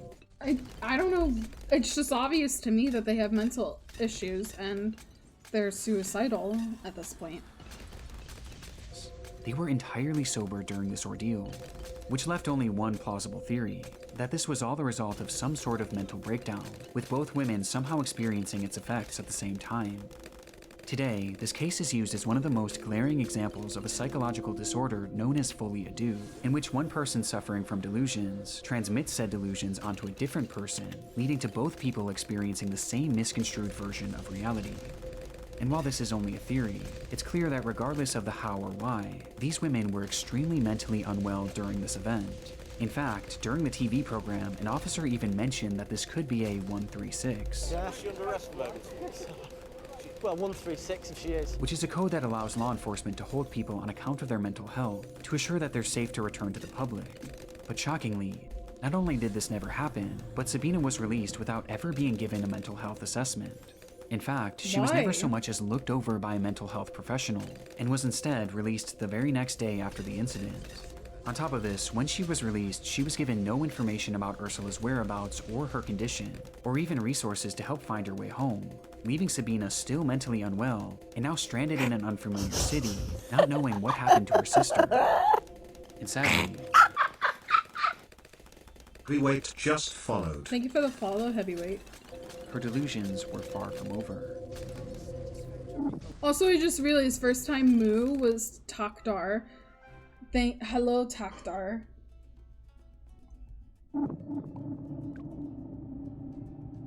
As she left the police station on the 19th of May, Sabina had nowhere to go, and so she began to wander, carrying her belongings in the same evidence bag that the police had given her earlier that day. Eventually, she would happen across two men walking their dogs, and as she stopped to pet them, Sabina asked the owners where the nearest hotel was.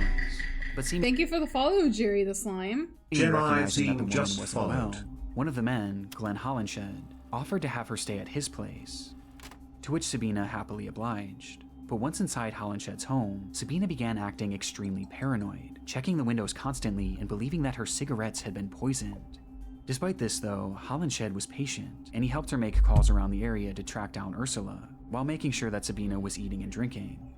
The following day, Hollenshed was preparing dinner for Sabina when he stepped out of the house to ask his neighbor for tea. But just minutes after returning home with the bags, he would once again step out of the house, only this time, he was completely covered in blood. What? As he Hi, stumbled what? Hi, and screamed, Jerry? "She stabbed me." As he collapsed to the ground, the neighbor What? rushed over to try and help, but the damage was already done. Hollenshed would let out Wait, I didn't hear this. Restart. hotel was. But seemingly recognizing that the woman wasn't well, one of the men, Glenn Hollenshed, offered to have her stay at his place, to which Sabina happily obliged. But once inside Hollenshed's home, Sabina began acting extremely paranoid, checking the windows constantly and believing that her cigarettes had been poisoned. Despite this though, Hollenshed was patient, and he helped her make calls around the area to track down Ursula, while making sure that Sabina was eating and drinking. The following day, Hollenshed was preparing dinner for Sabina when he stepped out of the house to ask his neighbor for tea. But just minutes after returning home with the bags, he would once again step out of the house, only this time, he was completely covered in blood, as he stumbled and screamed, "She stabbed me." As he collapsed to the ground, the neighbor rushed over to try and help, but the damage was already done. Hollenshed would let out one final soft whisper, saying, "Look after my dog for me," before breathing his final breath. No! For unknown reasons, in that house, Sabina had stabbed Glenn Hollenshed, and by the time law enforcement arrived, she was long gone, having fled the house with a hammer in her hand, which she used to strike her head repeatedly as she mumbled incoherently and walked down the sidewalk. Eventually, a man passing by tried to intervene, but Sabina immediately attacked, brandishing a roof tile that she had hidden in her pocket and using it to strike him on the head, nearly knocking him unconscious. It would take several minutes for police to finally catch up with her, but just like the day prior, she took off, leading to a chase that ended with Sabina being surrounded on a 40-foot tall bridge that passed over a highway, and recognizing that there was nowhere left for her to go, she jumped. Oh my gosh. Somehow, Sabina would cheat death once again. Rocky, do you wanna do the daily co-op? And despite suffering 2 broken ankles and a skull fracture, she was alive. And after a lengthy recovery, she was put on trial for the murder of Glenn Hollenshed, where she would never give a single comment as to why she did what she did, leaving her motive a total mystery to this day. Though it seems clear that it was at least partially a result of her delusions, with the defense pointing to folie à deux as a potential explanation. And in the end, it was deemed that Sabina was not mentally fit to make decisions at the time of the slaying, and ultimately, she was given a prison sentence of just 5 years. Here's the code. This is truly one of the most disturbing TV cases of all time.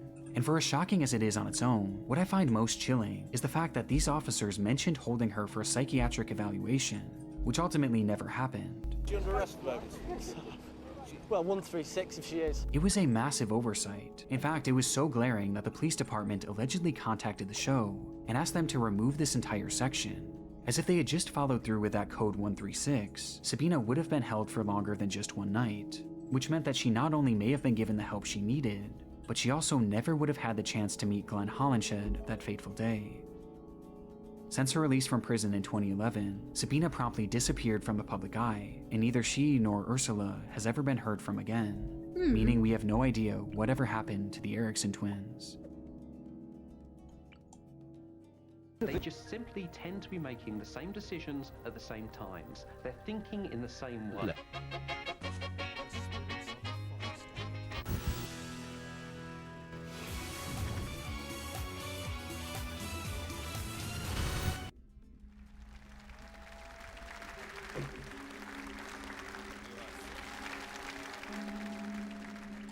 It's December 2021.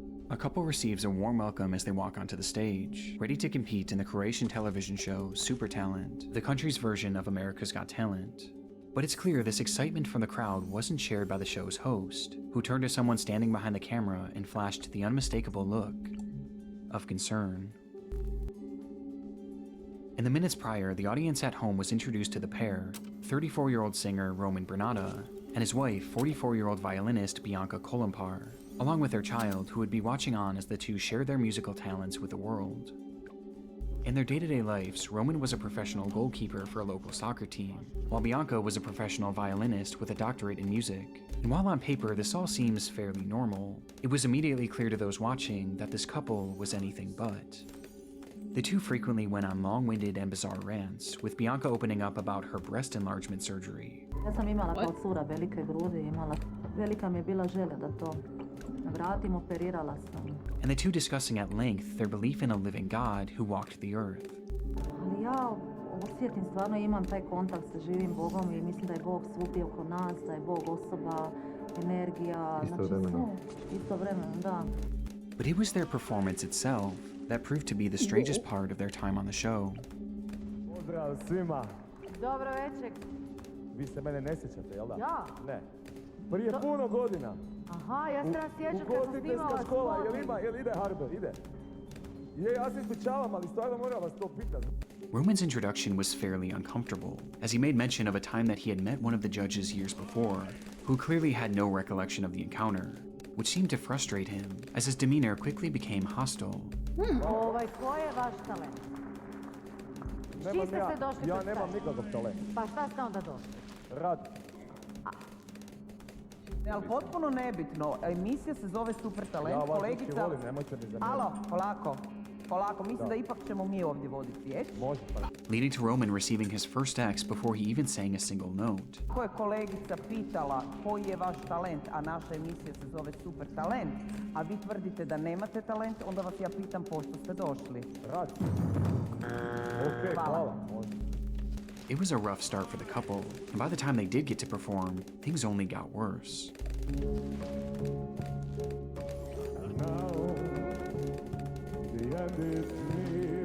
Listening. And so I face the final curtain.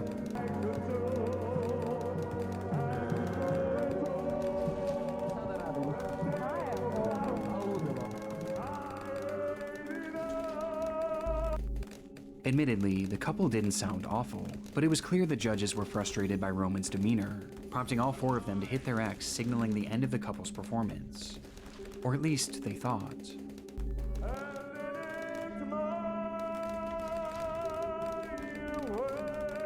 He's a good voice.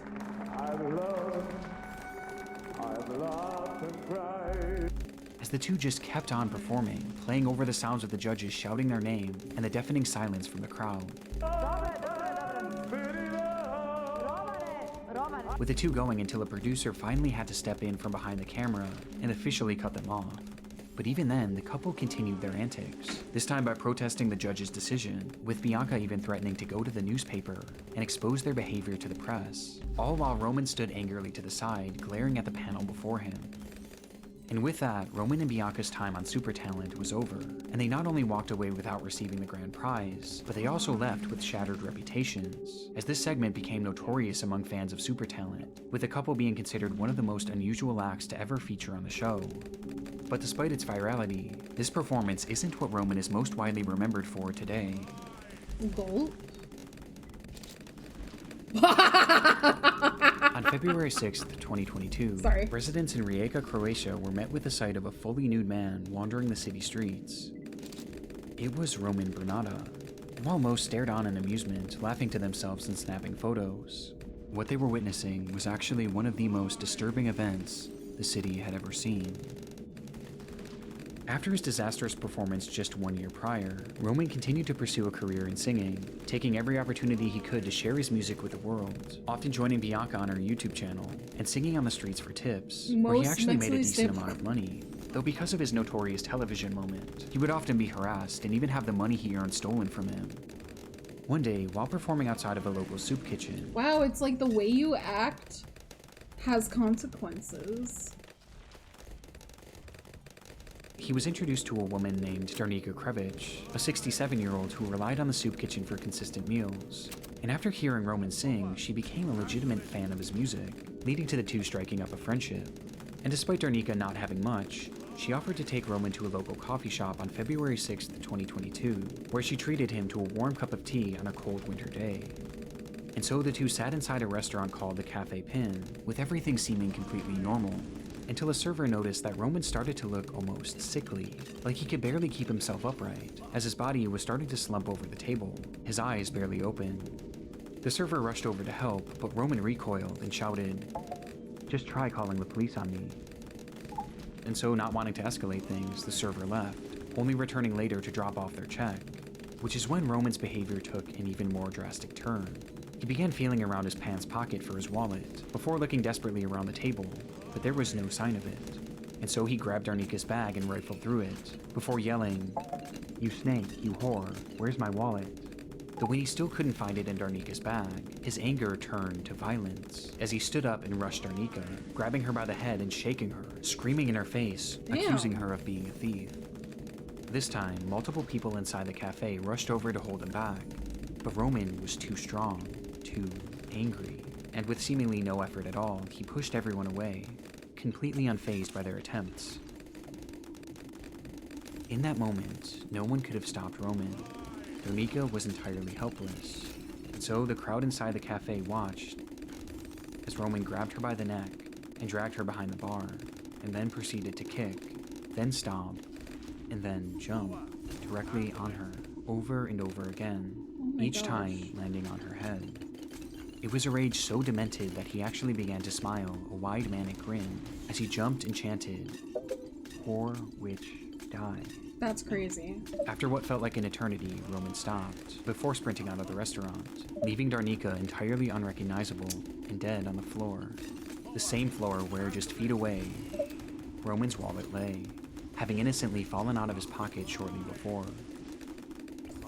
Outside, Roman removed his blood-soaked clothes and walked completely naked into the city center, much to the amusement of the passerbys who had no idea what he had just done, until eventually he made his way into a nearby police station and blankly stated, "I am not well."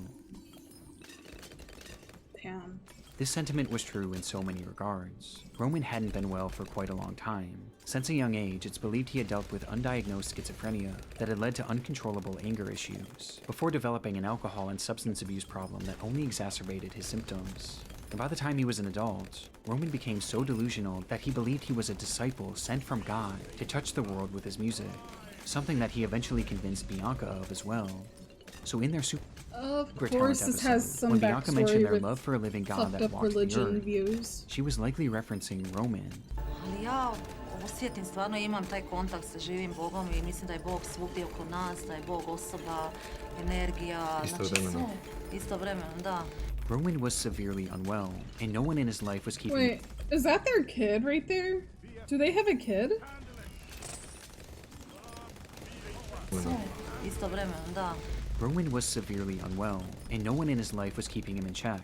In fact, those closest with him were only feeding his delusions, with all of his issues coming to a head on the day of the incident. And when he realized his wallet was gone, Roman rushed to assume that Darnika was the one who robbed him, perhaps as a result of having his money stolen frequently on the streets. But the sad reality was, in a sea of people trying to exploit and mock Roman, Darnika was one of the few who actually truly cared about him and legitimately believed in his talents. And yet, he killed her in one of the most evil ways imaginable, all over a simple misunderstanding that was entirely his fault.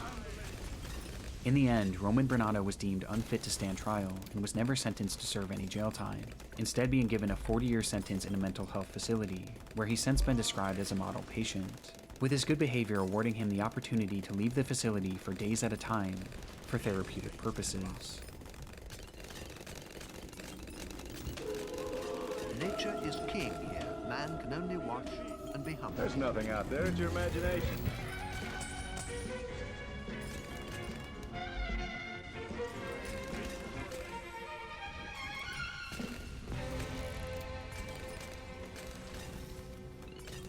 It was the start of yet another adventure for the crew of the television show Gardener's World.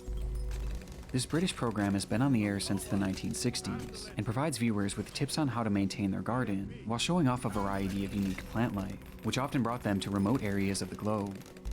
This particular episode was filmed on February 5th, 2020 in the Drakensberg mountain range of Lesotho, Africa, with the host, Nick Bailey, making the long journey to track down one specific flower. One species which grows wild all over the country and has been a real favourite with British gardeners for generations is the gladiolus. This delicate flower would have been familiar with many of the show's viewers, as it was quite popular in the UK, but in this region, there existed a unique species that had only been seen a handful of times in the last century, since it only grew in one particular valley in this one particular mountain range. Its scientific name is the Gladiolus microcarpus, and there were two people who knew it better than anyone else.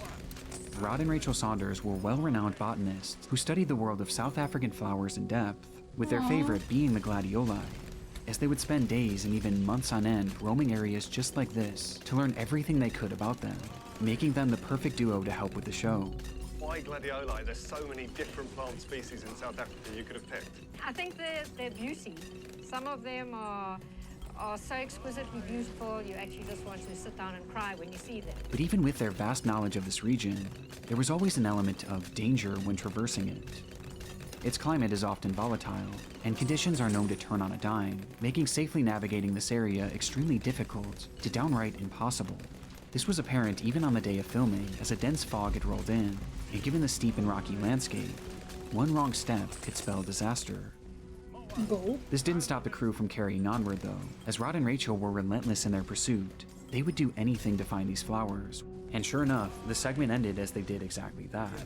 We've come about 4 times looking for this plant, and this is the best I've ever seen it. It is looking absolutely gorgeous. With that, Rod and Rachel's time on Gardener's World was over, but their journey through this area certainly wasn't. As the cameras cut, the crew made their way back to their makeshift base camp miles away, where they said their goodbyes, with Nick Bailey capturing a photo with a beloved couple and sharing it onto Twitter before parting ways, leaving the couple behind. As rather than returning to their home in Cape Town, this was actually just the start of what would be a multi-month expedition into this region, with the Ngoi Forest Reserve being their final destination. Along with being botanists, the couple were also avid seed collectors, and had started a business which shipped the seeds they had found to other plant lovers around the world. And while here, they made it their mission to find some of these ultra-rare gladioli seeds. And sure enough, on February 8th, 2020, Rod and Rachel sent a text to one of their employees at the seed mailing business, which contained a photo of the exact flower they were looking for. But despite this text seeming like a sign of more good things to come, the reality was far more bleak, as this text would ultimately be the last the couple would ever send. Oh. Out of nowhere, communication with Rod and Rachel had stopped entirely. Let's go. And for days, no one heard anything from the duo, GGs. prompting that same employee they had sent the image to report them as missing on the 10th of February. It was a devastating turn of events, but one that was always a possibility. Poor weather, a wrong turn, an injury, anything could have derailed their expedition, as again, this area was notoriously dangerous, with it seeming all but certain that they had fallen victim to the unpredictable fury of Mother Nature, though this belief would quickly shift, thanks to the discovery of the couple's Thanks car. for playing, Brocky. It was found by authorities abandoned by the edge of the Tugela River, and had been emptied of virtually everything inside. However, there was something left behind. As in the trunk, authorities... This is one is bad as in like bad, like boring, or bad like this is bad?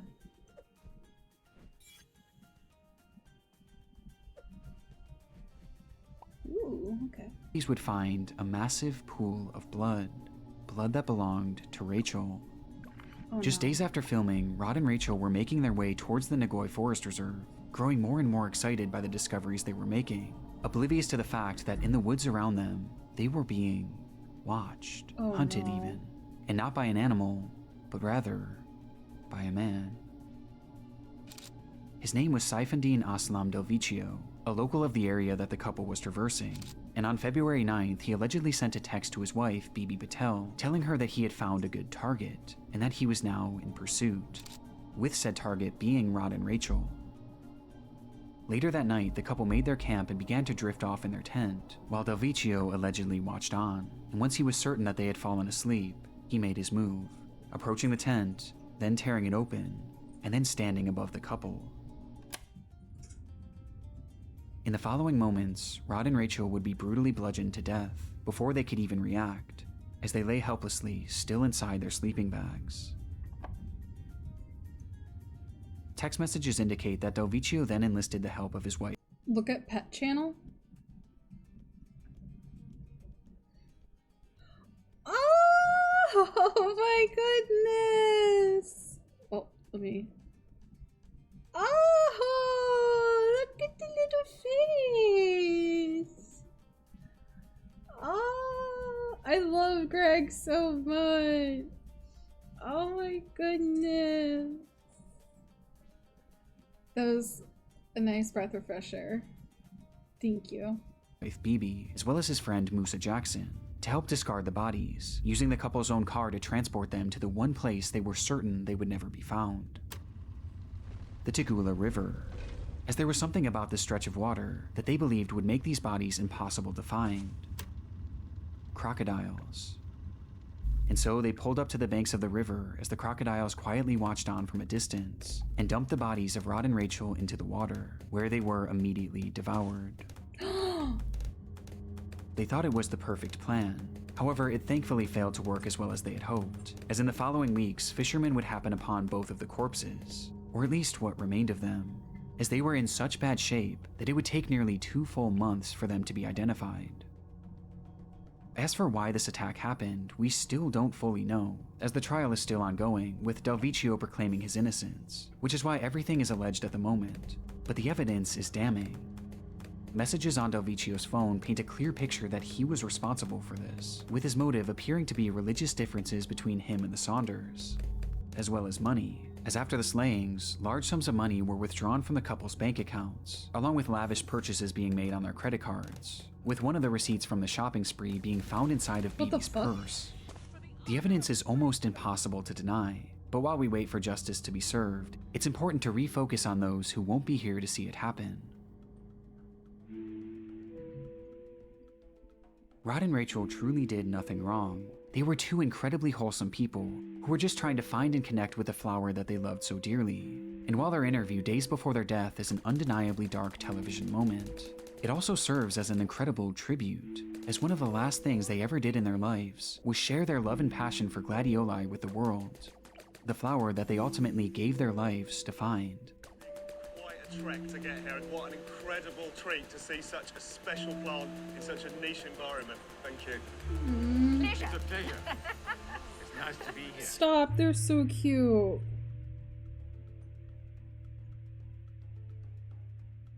That's so sad.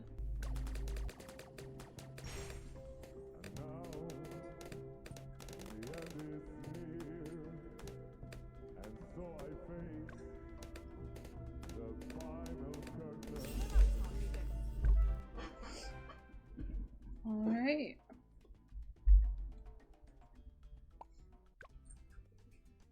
Next video.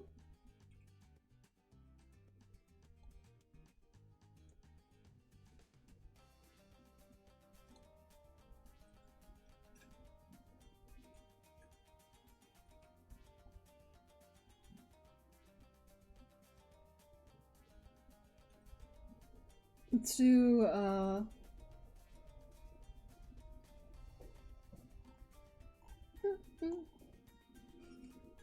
let's do Giuseppe. This video is brought Man, the myth, the legend.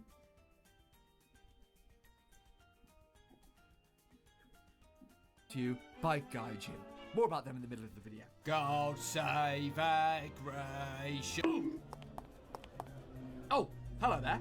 Welcome to England. You're probably here because you want to learn about the place. Well, you're in bloody luck. By the end of this, you will basically be an Englishman. Ladies and gentlemen, yes. Get your tea and crumpets at the ready as we take a look at...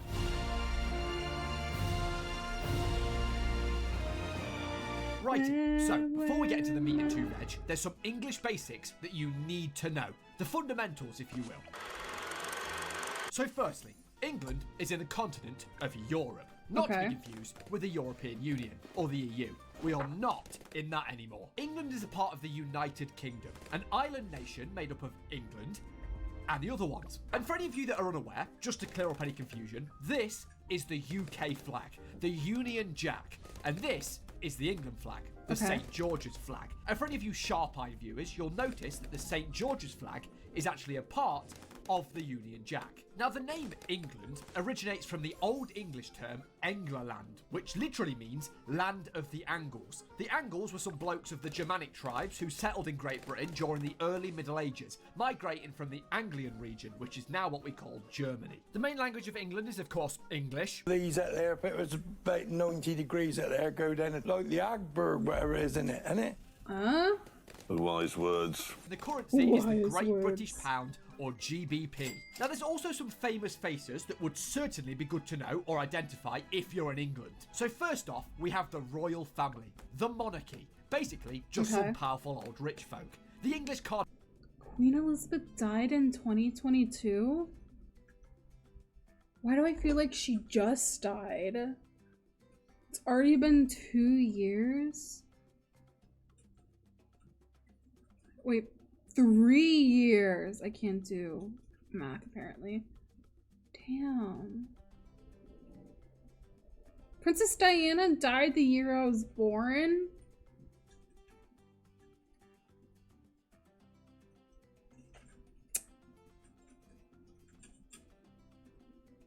Poop. Kardashians, if you will. So to keep it brief, there was Queen Victoria, Queen Elizabeth, Rip Lizzie, her husband Philip, their children, King Charles, Princess Anne, Prince Edward, and never mind. Then these lot also have kids. But you only really need to know about Prince William, the heir to the throne. Give me that crown! And his brother, Prince Harry, or the ginger one. William is married to Kate Middleton, and Harry is married to Meghan Markle, or that woman from Suits. Then William has 3 kids, George, Charlotte, and Louis, and Harry has 2 kids named Archie and Lilibet. But after the current king, Charles, who's married to Camilla, his oldest son, William, is next in line, then after him, his oldest son, George. Now, unless you're a 50-year-old woman, it's not uber important that you keep up with the monarchy. Just check in whenever there's a funeral or a wedding, and you'll pretty much be good. Then there's plenty more famous English figures that crop up a lot that you probably should know. Winston Churchill, Henry VIII, Charles Darwin, Guy Fawkes, Oliver Cromwell, William Shakespeare, Queen Elizabeth I, Isaac Newton, Florence Nightingale, Princess Diana, Paul, John, George and Ringo, David Attenborough, David Beckham, Mr. Blobby, Ed Sheeran, Wayne Rooney, Danny Dyer, Anton Deck, Alison Hammond and Rylan.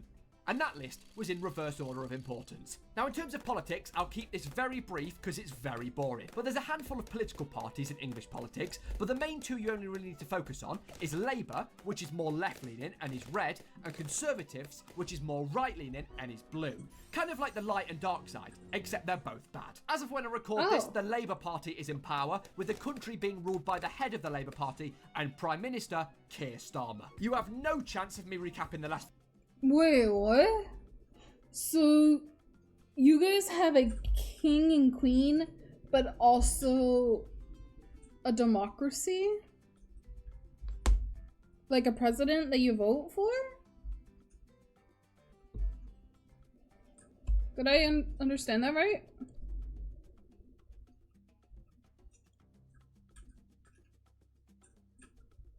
Can you play what Sunny is playing? What's Sunny playing? Few prime ministers. The royal family doesn't do anything? Oh, interesting. Her, oh my god, she's so good. He's just playing music.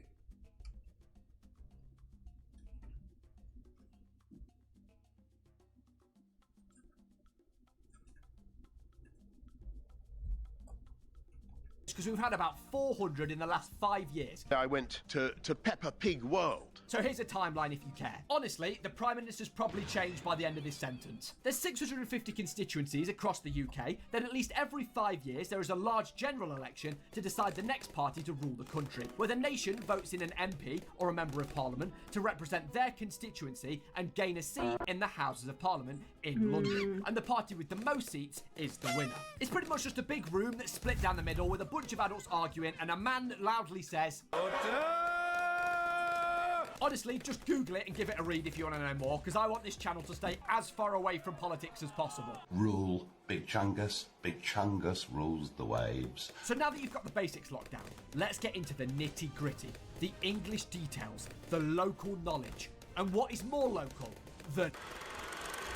Now, whilst England is, of course, a singular country, part of the United Kingdom, of course, once you look into the various towns and cities that make up England, you will notice how vastly different the numerous areas and people of this small island are. So let's start simple, shall we, with the main, biggest cities of England and their rough feeling. And then we'll cover the accents later on.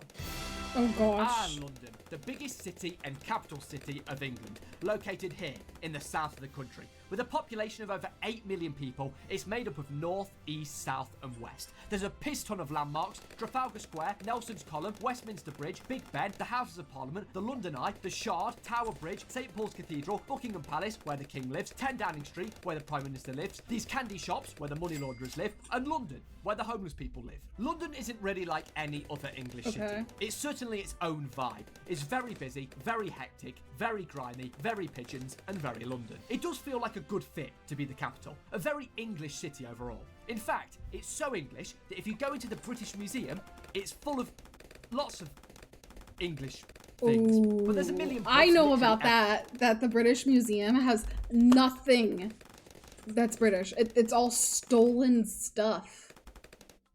The one popular one that I know of is like the Greek goddesses, like sisters statues, and like they have one of the sisters and all the other sisters are in Greece. Like, bro, at least like have the sisters reunite. Everywhere, and some great food spots. A very fun city to explore, and you'll always find something new in different areas of a very multicultural city. But if you live out of London, I only recommend doing London in small bursts. It can be a little bit overwhelming. There's a tube network that looks like a Windows XP screensaver, but you'll get the hang of it after a bit. Never ever stand on the left of an escalator, and by no means make any eye contact with anybody on the tube or in the streets. You know what? Just don't look at anyone. And if you want to live in London, don't even think about it unless you're a millionaire or a money launderer. Birmingham, the rad zone of the UK. Now, I indeed... Birmingham is a fucking shithole. ...have been to Birmingham a good number of times, as it's only about 30 minutes away from me on the train, and boy, is it something. Being located here in the West Midlands with a population of over 1.1 million Brummies, the second you step off the train, your nose is invaded with the smell of marijuana. In Birmingham, you will go from being in some pretty nice areas to some of the worst looking places you have ever seen in your life. Birmingham is a fucking shithole! Most cities. Jokes aside, once you're actually there, explore Birmingham. There's a shed load of things to do, with some insanely good food places and some unique little bars. There's also the Bullring Shopping Centre, which is worth a look. Just keep your wits about you, and you'll be fine. If you can survive the radiation, that is. But there's a Lego store, so that's all that really matters.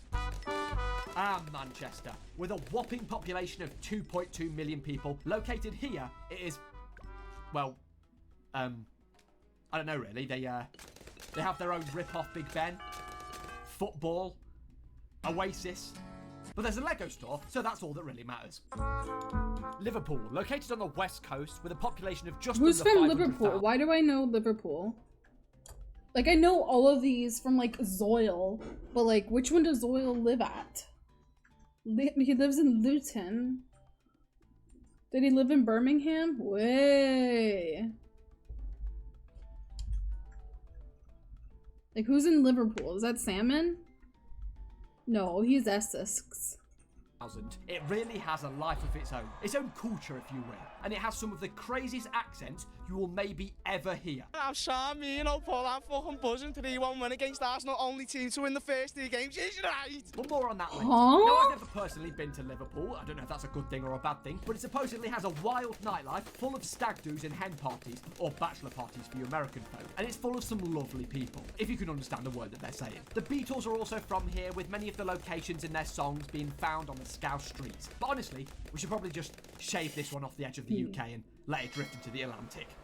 Well, there's a Lego store, so that's all that really matters. And of course, there's plenty of other different cities and little towns, but I'm not going to sit here and list all of them. The country's split into different counties that sound like medieval tribes, like Yorkshire, Wiltshire, Derbyshire, Lincolnshire, Norfolk, Suffolk, and so on. But each little English town and city has its own experience, and if you ever visit the UK, make sure to dedicate some time to get away from the big cities and explore the cottage-filled villages and historic towns and cities of the rolling hills of the countryside. And for any tourists that are planning to visit England, take it from me. Let me give you a quick go-to guide on the places to visit. Make sure to go to the scenic cities of Slough, Luton, Blackpool, and Skegness especially. Pure beauty. But one thing I can say for certain, every single town and city in England, no matter where you are, is linked by one thing. A powerful force that binds or divides England. Football.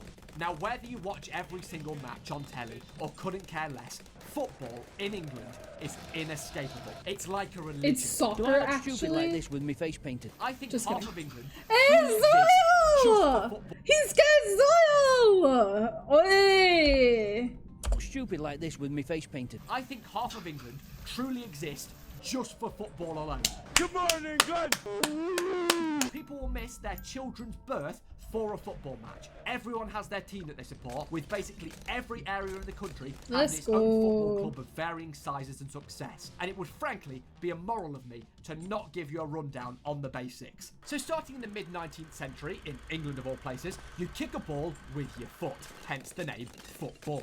Don't call it soccer unless you want your head kicked in. Games are played in teams of 11 made up of various famous athletes that get paid millions per kick as they try and score goals to score a point for their team. But I assume you know that part. Well, England is home to the highest and most famous league in football, the Premier League, the highest division in English football. Now, this league is made up of some teams that you've most likely heard at least one of. Manchester United, Manchester City, Chelsea, Arsenal, Tottenham, Liverpool, and so on. The Premier League is made up of 20 teams that each play 38 games each a season, either at home or away. A win is worth 3 points and a draw is worth 1. Then the team that finishes with the most points wins the league. The bottom 3 teams of the Premier League then go on to get relegated to the Championship, then League One, then League Two, and so on. And it works in reverse, where the top 3 teams of these leagues go on to get promoted to the next one up. Everywhere you go in England, you will see people sporting their team's kits, pubs overflowing with middle-aged men with beer bellies, Somebody stand in the race. shouting at a telly.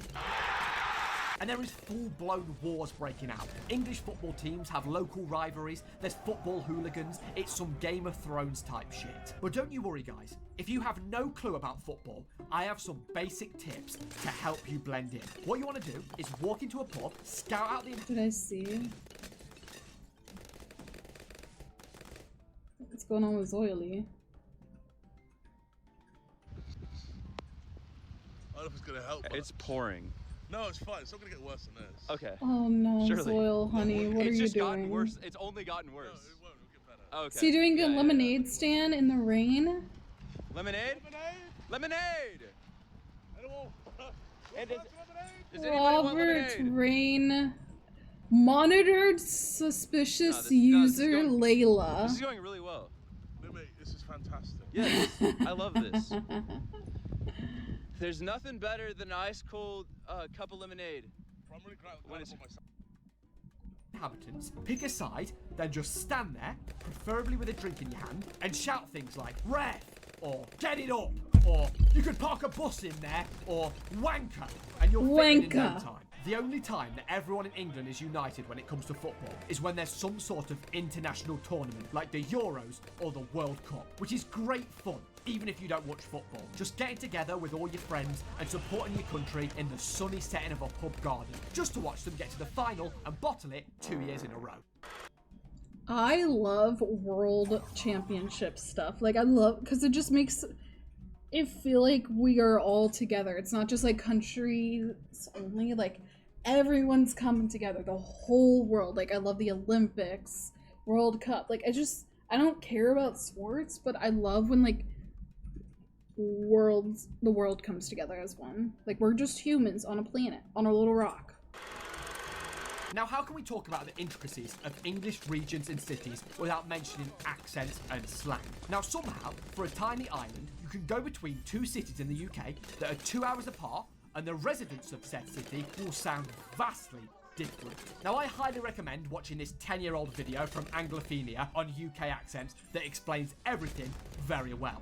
Or you could stay here and watch me explain it as if I was speaking to a 5-year-old. But first, a message from my sponsor. Mate, does it get much better than this? Beer in hand, at the pub, footy match starts in 10 minutes. This is the absolute life. Oh, you've got to be bloody kidding me. Every single time I sit down, this thing chirps up. I'm going to give this bloke a mouthful.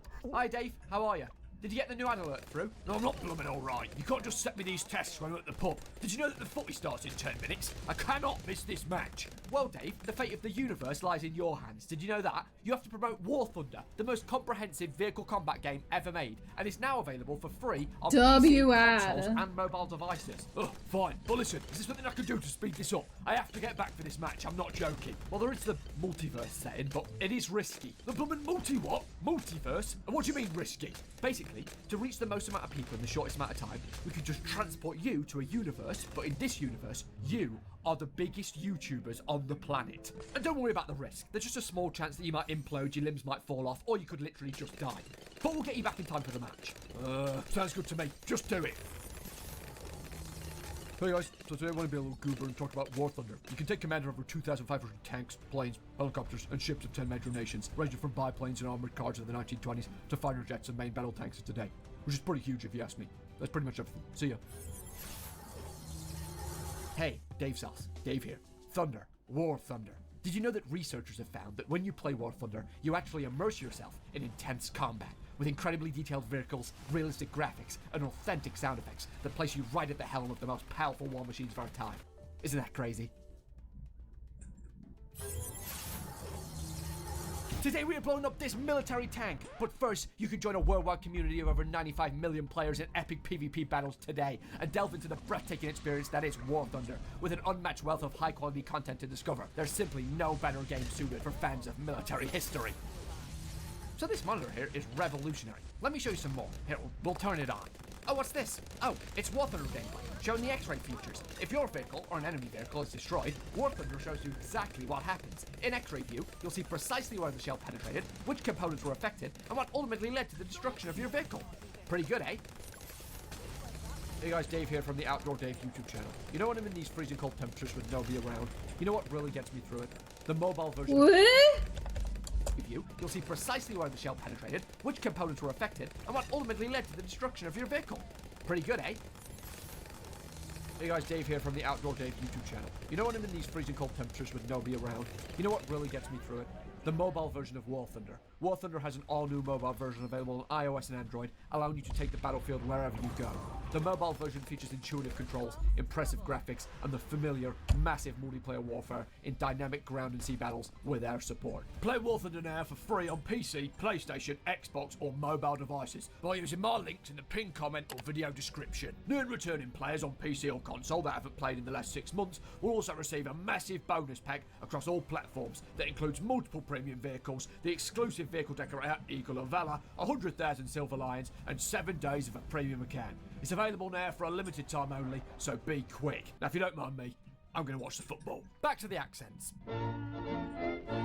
Oh boy, the Scouse accent. Now, as mentioned earlier, whenever you hear the word Scouse or Scouser, it refers to anybody or anything from the city of Liverpool. That's all it means. Now, this accent is like no other in the UK or the world. It's certainly its own creation. Such a threat, but they never looked it. No, they never. I thought Pepe was probably one of them more. He stood out more than other players for Arsenal. It sounds like if you tried to talk while Say clearing your Firewatch throat. soon. Yo, update on the burger. Lad, I've One day. chopped it off. This is the meanest smash burger ever. Words like electric become lecky, chicken becomes chicken, beverage becomes bevy, present becomes prezi, food becomes scran. Arguably the most recognisable accent in the UK. The second you hear it, your ears prick up and your Scouser alarm goes off, which is your sign to run the other way. And this is one of those accents where if it's strong enough, you will not understand it. I hope Bryce absolutely schools him, but that's all I'm going to say on the matter.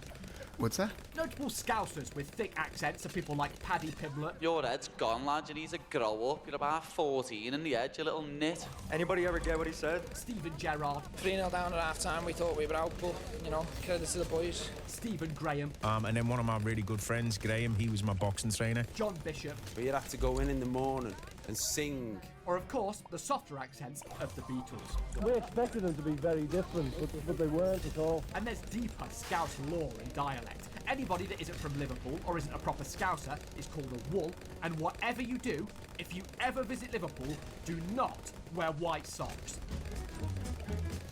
The Geordie accent. Yet another one that is instantly recognisable. Absolutely love go-karting. I'm like super f***ing Mario, but with a huge... Now this accent comes from Newcastle. It's sort of if you took a northern accent and chopped it up. There's some pretty defining characteristics of the Geordie accent. The O vowel becomes an oo sound, so cookbook becomes cookbook. My booking fee were booked through, that was really quite easy. And they like to skip part of their words out, as many northern English accents do. It's not about the details. I'm not giving you details. And words that end in ER get swapped out for the letter A. So proper becomes proper. Got proper mobbed. Slipper becomes slipper. And explained by comedian Jimmy Carr, words like pooper scooper become poopa scooper, and Kawasaki becomes Kawasaki. Roller coaster, pooper scooper, oompa loompa, Kawasaki. 4 unrelated words. The Geordie accent. Roller coaster, pooper scooper, oompa loompa, Kawasaki. They call everyone pet, replace the word me with us. You don't get drunk, you get mortal. Say town as tune, and overall, very melodic, friendly sounding accent, but very recognisable. I'd grill more birds than George Foreman. Notable Geordies are people like Alan Shearer. My mum still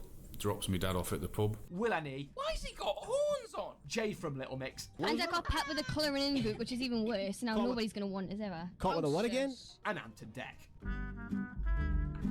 Now, one of my personal favourites, the Birmingham accent, is quite a funny one. I'll make a video now because you like it when I'm angry, don't you? Why I'm angry? Don't ask me why. I've just woke up in a f***ing steaming mood, yeah? Birmingham! Now, the key to mastering this one is all in the vowels. So the U sound becomes a strong open sound. And an I sound becomes an oi.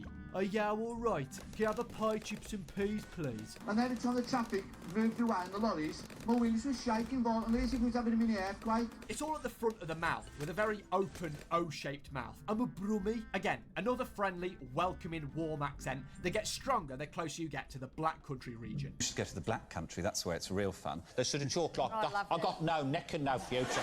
Notable brummy figures are people like Ozzy Osbourne. I'm a junkie anyway. Alison Hammond. Where's the door going? Or, of course, the accents in Peaky Blinders. You were also at war with the Lees, Mr. Kimber, am I right? Ah, Cockney. The accent that you'll hear the most from people that don't live in England. It's the stereotypical accent that anyone will do to represent an English person. The classic Ayab Gavna. I never look when I pour, because I am the absolute governor. A bosh. It's that British London blokey accent. Get me a fucking pint, then it's down to the chippy. We've got special fried rice, chicken chow mein, sweet and sour chicken balls, sweet and sour prawn balls, sweet and sour chicken Hong Kong style, sweet and sour pork Hong Kong style. And don't forget Charlotte mini spring rolls. Bah! It's rough, it's rugged, it's bloody English. Just swap out all the U's for A's and you've basically got it, you fucking lucky bastard. The name Cockney, by the way, not only refers to this sort of accent and the people that have it, but it's actually supposed to refer to anybody that was born in the area that can hear the bow bells of the St Mary Lee Bow Church in London. Then you're a proper Cockney geezer. Relax, drink Stella. You know, it make you feel better. There's also Cockney rhyming slang, where simply explained, you kind of just say words that rhyme and Cockneys know what you mean. Apples and pears for stairs, dog and bone for phone. You wear your armoured rocks. Socks. Ones and twos. Shoes. Didgeridoo's I normally call them. Didgeries. Us English folk are not beating the medieval language allegations. But yeah, if you ever encounter a Cockney bloke rhyming his words, he's either speaking in rhyming slang or he's been in the pub for far too long. Famous Cockneys are people like Danny Dyer. I think he's getting a bit method round me. Let's have a method up. We'll go method against method. I'm up for all that, mate. And Michael Caine. You're only supposed to blow the bloody doors off. You have the RP accent, or received pronunciation. This is your posh, uppity, Tory accent that you'd hear from the BBC back in the day. The end of meat rationing this weekend was the final step in dismantling the whole wartime system of food distribution. This is absolutely exquisite. It's very proper. The Queen's Oh, English, fuck if you this. will. This is a duty I'm especially I'm doing happy this to later. discharge. You'll hear it from the royal family or anybody that plays polo. It's very fancy and maybe the only accent that when you hear it, you feel poor. What's this? The boobs are safe. It's not a breast tumor. No, it's not. My boobies are safe. Don't worry. I can tell you that much at least. Yep, the boobers are safe. Don't worry, though. 2 massive tumors. That's crazy. I was at work when that happened, Patches. Now, to me, the Mancunian accent is the epitome of a Northern English city accent. It's nothing crazy, but it has its quirks. The main thing with the Manchester accent, as with a lot of Northern English accents, is any Y sound at the end of any word becomes an E sound. So quality becomes quality, angry becomes angry, pretty becomes pretty, funny becomes funny. Bit more like scary. And you'll rarely hear the letter G at the end of a word with the Manchester accent. Meeting, walking, talking. I'm talking. He also dropped the letter H at the start of words a lot. Home becomes own. I'm going home. Go home and so it's not too hard. I'm feeling really happy. Makes me happy. It's a classic Northern accent. Can't go wrong. Famous Mancunians are people like Liam and Noel Gallagher. I stubbed my toe on a coffee table. Angry Ginge. Got in a headlock, broke her neck, manager's come running over, I've got the manager by the scruff of the neck, I've gone BANG! The Bristolian accent is like if a pirate and a farmer had a love child. And it had a speech impediment.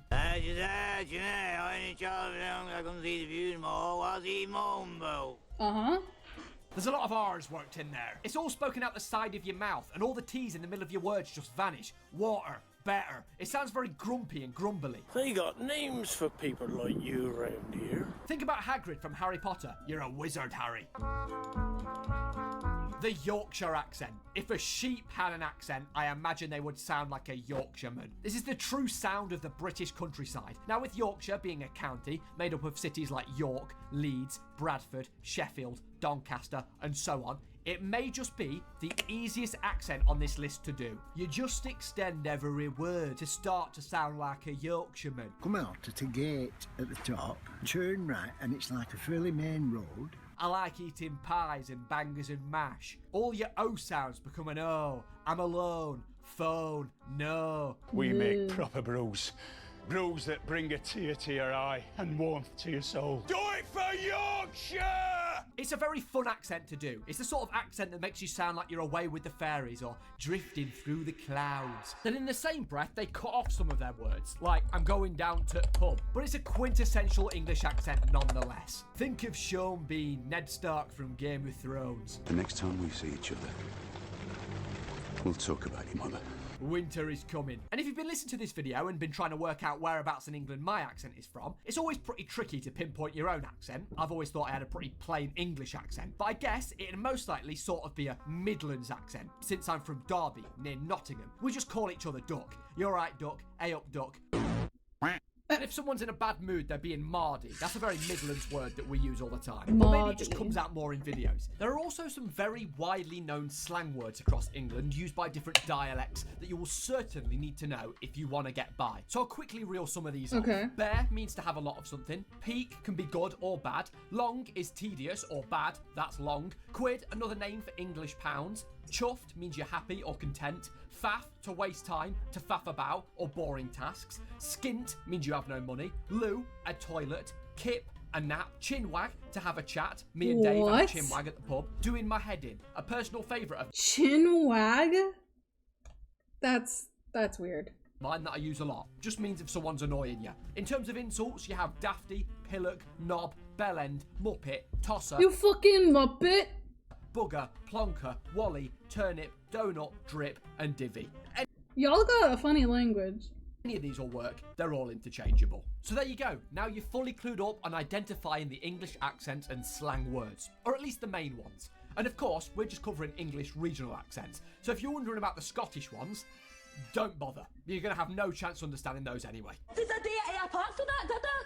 Yeah. You did! Now you're going to say, see when you finally get the boys to admit it, you're going to say one or two lasses. Well, there is one item that English people cannot agree on. An item that when it's shown, every region has a different name for it. This. Bread would be a safe bet, but where I'm from, we call this a cob. But you have various names all around England, like bap, roll, barb, That's a roll. oggy, batch. I promise this is a real thing. And this leads us perfectly onto our next lesson. Now, I will admit, us English folk get slandered for our food on the internet, that we eat gruel or slop, that our meals are medieval. Well, I'm here to set the record straight. Listen here, okay? Us English have food culture. I mean, our national dish is a chicken tikka masala. But it did originate here, okay? I mean, we have classic dishes like beans on toast, jelly deals, bubble and squeak, stargazy pie.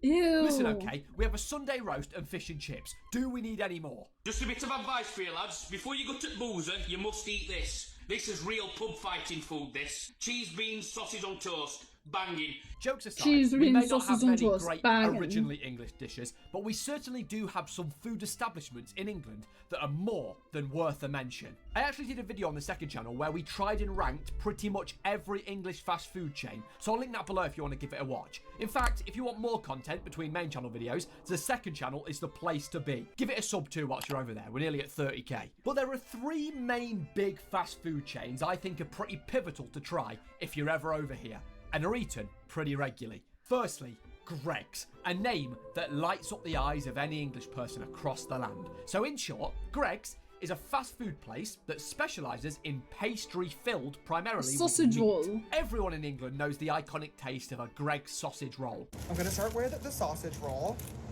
Okay, here we go. Or my personal favourite, the steak bake. Shiny, golden, buttery pastry filled with a hearty beef and gravy. That looks good. You can't beat it. And it's Ew. cheap. Greggs is that one place that when you see it scattered across the English high street, you can guarantee you're going to have a warm hug in pastry form. An essential British establishment, and you can never go wrong. Even with the best will in the world. Even just writing this script has got my mouth watering for a Greggs. Nando's, responsible for the creation of the term cheeky Nando's if you're a knob. Now, whilst not very British on the surface, with it being Portuguese peri-peri chicken, it solidified itself in English culture. I love Nando's more than your mom does, more than your mom. I love Nando's. My tongue is on fire. Being more of a sit-down restaurant, Nando's is that place that everyone just defaults to go out for food when you have no prior planning for somewhere more fancy. But boy, does it hit the spot. I find myself itching for a Nando's if it's been a few weeks. The chicken is nothing mind-blowing, but boy, is it good. If you order the right thing, that is. Oh, no. Oh, that's horrible. No, I can't do that anymore. If you pick what you want from the menu, then choose your spice of choice from this meter, then dig in. And for anyone that cares, my go-to Nando's order is a medium half chicken with garlic bread and peri-salted chips, as peri-salt is one of man's greatest creations, and don't get me started on the peri-nays. Nando's is a great place to meet up with friends and catch up over some good chicken, and that bottomless soft serve ice cream must have crack in it. I'm convinced. Bottomless? Give it a go if you're ever here. You might even get a Nando's black card. Now, arguably the most English place on this list, Aldi. Wetherspoons, is an English staple. I mean, these things are arguably more I thought Wetherspoon was a location. important than the royal family. When you say Wetherspoons, or spoons in England, every head will turn. In short, Wetherspoons is just a chain of pubs, usually in gigantic historical buildings, old banks, and so on. Because what's more English than taking a beautiful historic building with heaps of history and turning it into a place to drink? But you walk in, sit down, open the Wetherspoons app, and order the cheapest food and booze you will ever lay your eyes on in England. Every English night out usually starts in Spoons. You can get wasted on a tenner and stock up on cocktail pitches. But even if you're not a drinker, just having endless food brought to your table with a few taps, as well as refillable tea, coffee, and hot chocolate. Sure, it is by no means Gordon Ramsay's kitchen, but it is cheap and cheerful, probably microwave pub food, with great chips. It is the perfect social setting to drink, have a meal with family or friends. They're always rammed, they're always cheap, and most importantly, they're always there. No matter where you are in England, I can assure you that you will find a Spoons. Think of McDonald's, but a pub. Just whatever you do, never go to the toilets in Spoons. Due to the sheer size of the buildings, you'll be missing for 3 weeks and end up on a missing persons Interpol list. But if you don't fancy a full sit-down meal, something quicker, cheaper, on the go, there's 2 words that every English person knows. meal deal. Now let me explain. So across England, we have various supermarkets, Asda, Morrison's, Co-op, Tesco, Sainsbury's, to name a few. And each of these supermarkets have one very English feature, the meal deal. In short, you can get a sandwich, a snack, and a drink for a reduced value of money. It's an integral piece to the English day-to-day routine, with some people literally having a meal deal every day before work or during lunchtime. And there's 4 things in life you should never discuss with people: politics, money, religion, and their chosen meal deal. Now, whilst there might be doubt that our dishes are bad, I will stand on business here and say there is zero doubt that our chocolate is the best. Okay, I'll give Switzerland and Belgium a pass, but you Americans, I don't want to hear a peep out of you. Hershey's chocolate tastes like literal bumhole. Oh, fuck off! I live right near Hershey's, PA. It's okay. You guys need to get your chops around some Cadbury's, some Galaxy. In fact, if you want a very detailed look at all the chocolate England has to offer, there is now a video out on the second channel where I Hershey's ass. It's good. There's way better though. It's not horrible though. Rank every single English chocolate bar on the market to find the best one. And after eating 42 chocolate bars, boy, was it eventful. Now, there is an actual science behind why US chocolate tastes so different to the rest of the world. Because the US is so big, the chocolate factories aren't close to the dairy farms. So to make the milk last longer, so it can be transported across the giant country, the milk is run through a process called lipolysis, which uses enzymes to break down the fats. But a byproduct of this process is a little thing called butyric acid, which, by the way, is also found in, vomit. So it makes US chocolate taste sour and bitter. In fact, some American companies even add butyric acid to make the chocolate taste more familiar. Not to mention that American chocolate is 20% sugar and not 10% like in most of Europe, and the cocoa content can be a minimum of 10% in America instead of 30% over here in the EU. But in short, try an English chocolate bar and then after... Well, but the Hershey factory, like, it's right in, like, the farm area of PA. They get cows sourced in PA, like... After that, try some Swiss or Belgian chocolate and your mind will be blown. Now, a lot of people say that white people have no culture or that England is plain, and I'm here to prove that wrong. I mean, just look at this. So if you want to truly fit into English culture... This is like my favorite thing British people have ever invented. High tea. This shit, fucking love it. The sandwiches, the scones, the sweets, the mini sandwiches. Look, the curd, the tea. Oh my god. There have been so many birthdays where either my mom has hosted or like we went to a tea place to have high tea like this. Like, oh my god. It would only be sensible of me to give you some homework. Only rich people do this? Well, we do it and we're not rich. There's like budget. We do. Few things that you can go and watch or do to be in the loop of British references, soak in the English vibe, the culture, but I'll keep it brief. As far as movies go, let me just blast off the go-to list. You've got the Cornetto trilogy, both the Mr. Bean movies, both the In-Betweeners movies, Monty Python and the Holy Grail, This Is England, and Four Lions. This should do you to start with. Then in terms of TV, you have your sitcoms, The In-Betweeners, Friday Night Dinner, Bad Education, Little Britain, Come Fly With Me, Gavin and Stacey, Royal Family, then your big ones, Doctor Who, Top Gear, Clarkson's Farm, Peaky Blinders, early Black Mirror seasons, and Taskmaster. And if you're a middle-aged woman... I'm gonna be honest. None of these ring a bell besides like a handful. You have Coronation Street, EastEnders, Hollyoaks, Emmerdale, and Downton Abbey. You also have your reality shows that aren't necessarily essential, but they are very popular. Love Island, Big Brother, Traitors, Bake Off, Come Dine With Me, I'm a Celebrity, Get Me Out of Here, 4 in a Bed, Gogglebox. You have your comedy panel shows like Would I Lie to You, 8 out of 10 Cats, 8 out of 10 Cats Does Countdown, Have I Got News for You, Mock the Week. And for any of you English folk watching, it would be criminal of me not to have some nostalgia bait with Tracy Beaker, The Dumping Ground, Trap, Jungle Run, My Parents Are Aliens, Max and Ruby, Horrid Henry, Max and Ruby is British? I love Max and Ruby. for gruesome kids, Chuckle Vision, Horrible Histories, Anything Dick and Dom, Basil Brush, They're Behaving Badly, Bamzuki, Sarah Jane Adventures, Shaun the Sheep, and Prank Patrol. And if you're a sophisticated gent, you have your TV quiz shows like Who Wants to Be a Millionaire, The Weakest Link, Pointless, Richard Osman's House of Games, Family Fortunes, Tenable, The 1% Club, Mastermind, Bullseye, Only Connect, University Challenge, and arguably the best TV show on English television.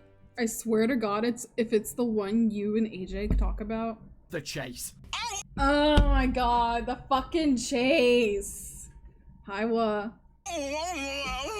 Now, as far as music goes, again, let's keep it simple and just reel off some English music icons that you can go and listen to the discographies of. You have Queen, Elton John, The Beatles, Pink Floyd, Black Sabbath, Oasis, David Bowie, George Michael, Rod Stewart, The Who, Amy Winehouse, The Rolling Stones, Led Zeppelin, The Sex Pistols, Kate Bush, Adele, Ed Sheeran. And of course, you have to mention some of the biggest and iconic English rap artists. People like Skepta, Dave, Central C, JME, Giggs, Dizzy Rascal, AJ Tracy, Chip, Wiley, Stormzy, Lethal Bizzle, Tiny Temper, and so on.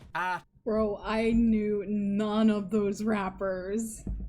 Trains. Now, one of the biggest benefits of living in the UK is how easy and fast it is to get around, and England is known for its rail system. You can hop on a train and be in another city within an hour to meet friends or explore new places all over the country. The train system is great. When it works. Most of the time, it's tickets that cost an arm and a leg, rammed platforms that lead to rammed carriages where you have to stand cramped for your entire journey. And that's if your train isn't delayed or cancelled altogether. But if you get lucky, you can sit down in your seat, look out the window at the rolling countryside, and relax. Until someone is on the phone loudly, blasting music out loud, or on a stag do. Healthcare. The English institution that is the NHS. Doctors and nurses selflessly giving their time up to provide us with round-the-clock, world-class free healthcare. What heroes they are. Just to be underpaid and understaffed by the government. Just to clarify, it's not technically free as you pay for it through tax. We just don't have to pay for medical bills or ambulances on the spot. Wait, so you can have like an open heart surgery and have zero, like you don't have to pay at all? Or like your medicine, everything is free?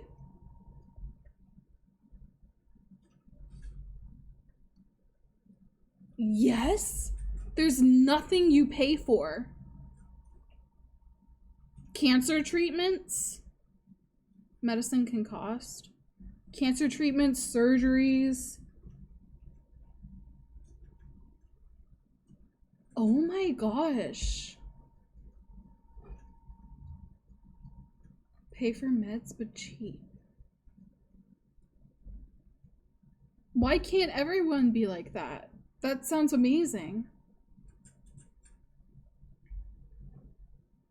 I literally went, my doctor suggested, when I had COVID, the doctor suggested that I get a body chest scan because like I've heard wheezing in my lungs and they're worried like I'm getting like fluid buildup in it. So I went, it took less than a minute to get scanned and got results. I'm like, okay, you're all good. There's no fluids or anything. You're fine. It cost me $500. And that's with insurance. For a less than a minute scan.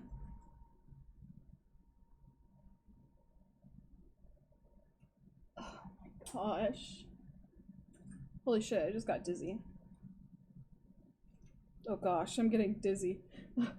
I don't want to pay more bills. So it saves you there. The idea of the NHS is great. Free healthcare for all, and you rock up and everything is solved. And sometimes it does work like that. I remember when I was a kid, the NHS was fantastic. Now, thankfully, I don't have to use the NHS too often. But a couple of years ago, I had pretty gnarly heart pains and chest tightness. It was bad enough that I had to go to the urgent A&E walk-in centre. And it was indeed so urgent that it took, no exaggeration here, 12 hours to be seen by a doctor. I actually got woken up by the doctor calling my name. And I just want to clarify, this is not by any means the doctor's fault. The NHS is at just such high demand with such little amount of staff that sometimes wait times can be hours. Thankfully, in the end, it was all good. But after that long, I actually wish I had had a heart attack, just so the wait time felt a little bit more meaningful. But you do get to play Sonic in the hospital on the children's ward as a kid, so you win some, you lose some, really. The British weather. Now, if I was to ask you guys on your perception of the English weather, my guess would be the majority of you would say it rains all the time. And you wouldn't be too wrong. It does rain a lot throughout the year, but there's something I need to clear up here. English summers. Now, when us English folk post online that it's 28 degrees or 31 degrees and we're dying and we're melting from the heat, yes, I know that Florida and Arizona and many other places on Earth get up to 40 degrees in the summer, but trust me, there is nothing like an English summer. As soon as the weather goes above 25 degrees, it's thick humidity, sticky. 25 C. 25 C2F. 77? Bro, that's my temperature right fucking now. And it is last day of August. And you're sweating? And sweaty, blaring heat. And you gotta think, right? A lot of US homes have aircon installed. Houses made of materials to suit the heat. Here in England, because it's so cold for most of the year, and our weather is so unreliable, our houses are made of brick with thick double glazed windows and layers of insulation in the attic with zero aircon, designed to keep heat in our houses. So when the sun is blaring down on the house, it just cooks like a greenhouse, with temps in the house far surpassing the actual forecast. I'm telling you guys, English summers are like no other. I mean, just get AC. American houses have both extremes to keep heat and cool, like to keep it at a normal temperature, not just to keep it cool or to keep it warm. It's for both, because we get both extremes. I get in the negatives and I get in the triple digits. And I have heat and AC.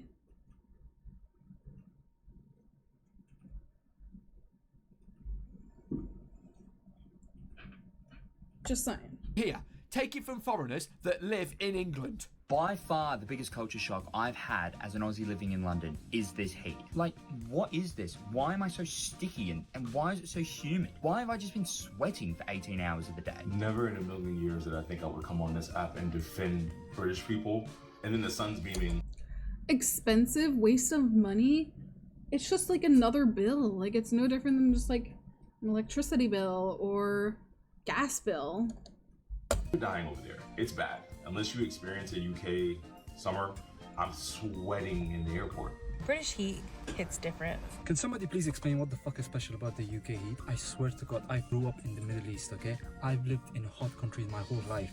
I lived in 42 degrees Celsius, yet this is killing me more than when I was in Dubai. England, it is hot. I used to criticize all the Brits. I used to complain, oh mate, it's just too hot. And in my head, I was like, it's just summertime. What are they talking about? But after living here for a good while, I think I finally understand. Now let's address the elephant in the room. Expensive to install? Well, if it's normalized everywhere, then it shouldn't be expensive. That's how the US is. Or should I say, the teabag in the room. Because there is a singular holy grail of English culture. The cup of tea. You fill the kettle with your No one has AC here. It's 2025. Y'all are living in the 1900s. I'm gonna be honest. It's the one thing I will say. I can't live anywhere without it being AC because I have such a heat intolerance. It needs to be a nice 69, 70 degree. English tap water, smack it on, throw a tea bag in a novelty mug, then pour the boiling water in with a bit of milk and as much. Why would I spend hundreds on AC when it's used for 1 week? I doubt it's for 1 week. You keep saying that. But there's no way you only get in the 70s for 1 week. Sugar as you like, let it sit, and voila, you have one fine cup of tea. And I don't want to see any of this made in a microwave bollocks either. That is not a cup of tea. That's an abomination. There's a common saying here in England that there is no issue that a cup of tea can't solve. And honestly, it's true. Bad day at work, have a cuppa. Feeling a bit low, have a cuppa. Cold, have a cuppa. Ran out of tea bags, have a cuppa. Your family's perished in a horrible bus accident, have a cuppa. You have the urge to play League of Legends, seek professional help. There is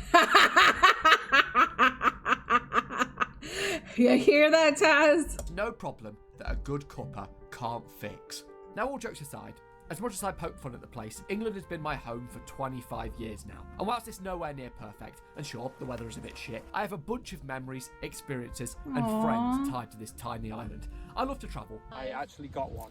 Oh, the hook is in my finger. But whenever I land back in the UK, I instantly feel like I'm at home. England, like anywhere in the world, has its own quirks and feelings. Whether it's playing on a field in the summer as a kid in the blaring heat, with the smell of barbecues emanating from various brick houses in the distance, the excitement of travelling to London and experiencing the big city life, or just going for a walk through the greenery of the countryside, overall, England isn't too bad.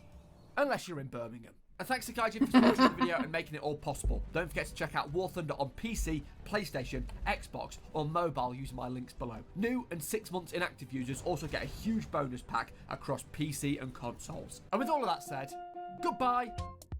W, Giuseppe. Good video.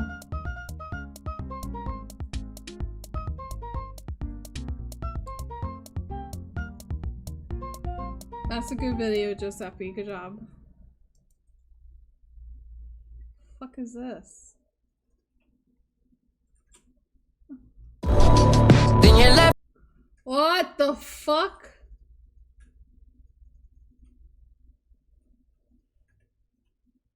Then you left in the dust. Unless I stuck by you. You understand?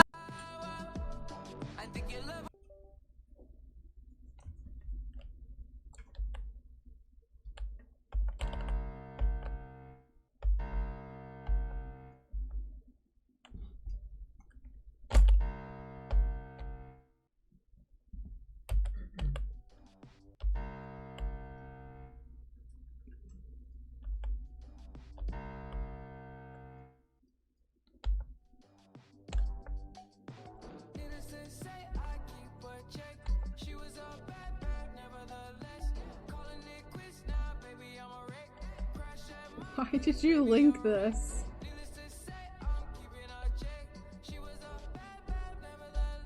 Okay, this is so stupid.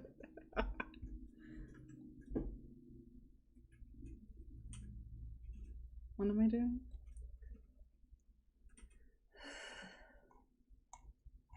Huh?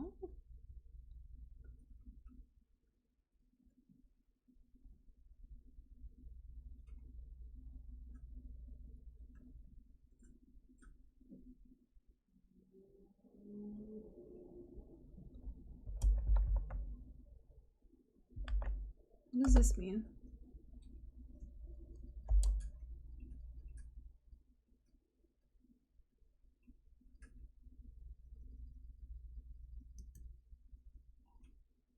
I just got added. My friend, where are you guys?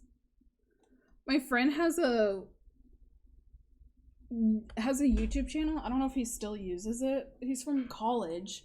And I forgot I was in his Discord and he made me moderator in his Discord. And some new leaf person 8 minutes ago added me in the general chat saying, Liz, is there any channel who disponibilize the mods that he uses? What is this word? What does that word mean?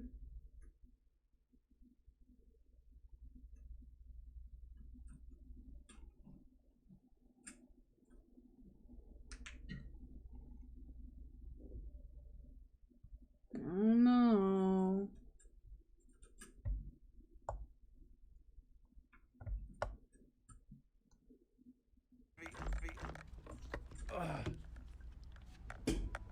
What's Demi doing? You being insane. Already? Get back to you on that. Oh. I'm gonna be honest, I haven't talked to them forever. It's a Portuguese word. Hi, Mime.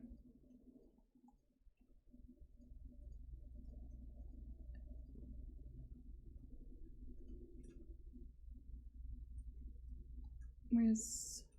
¿Dónde está? ¿Dónde está la biblioteca? I'm gonna call You're gonna it. move this whole stand, bro.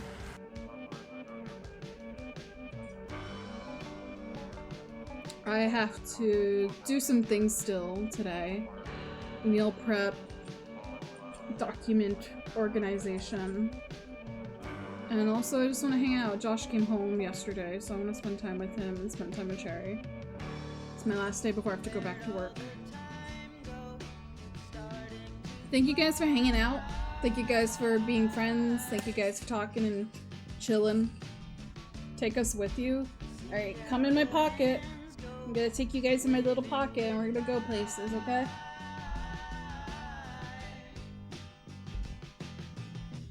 Hi, Harm.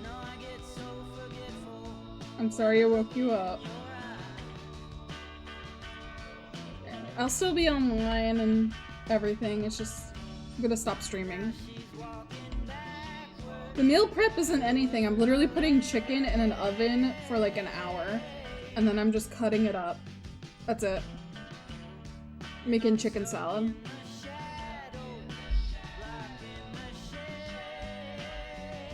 Plus I don't really feel like being on camera today, so that's also why I don't want to record my meal prep.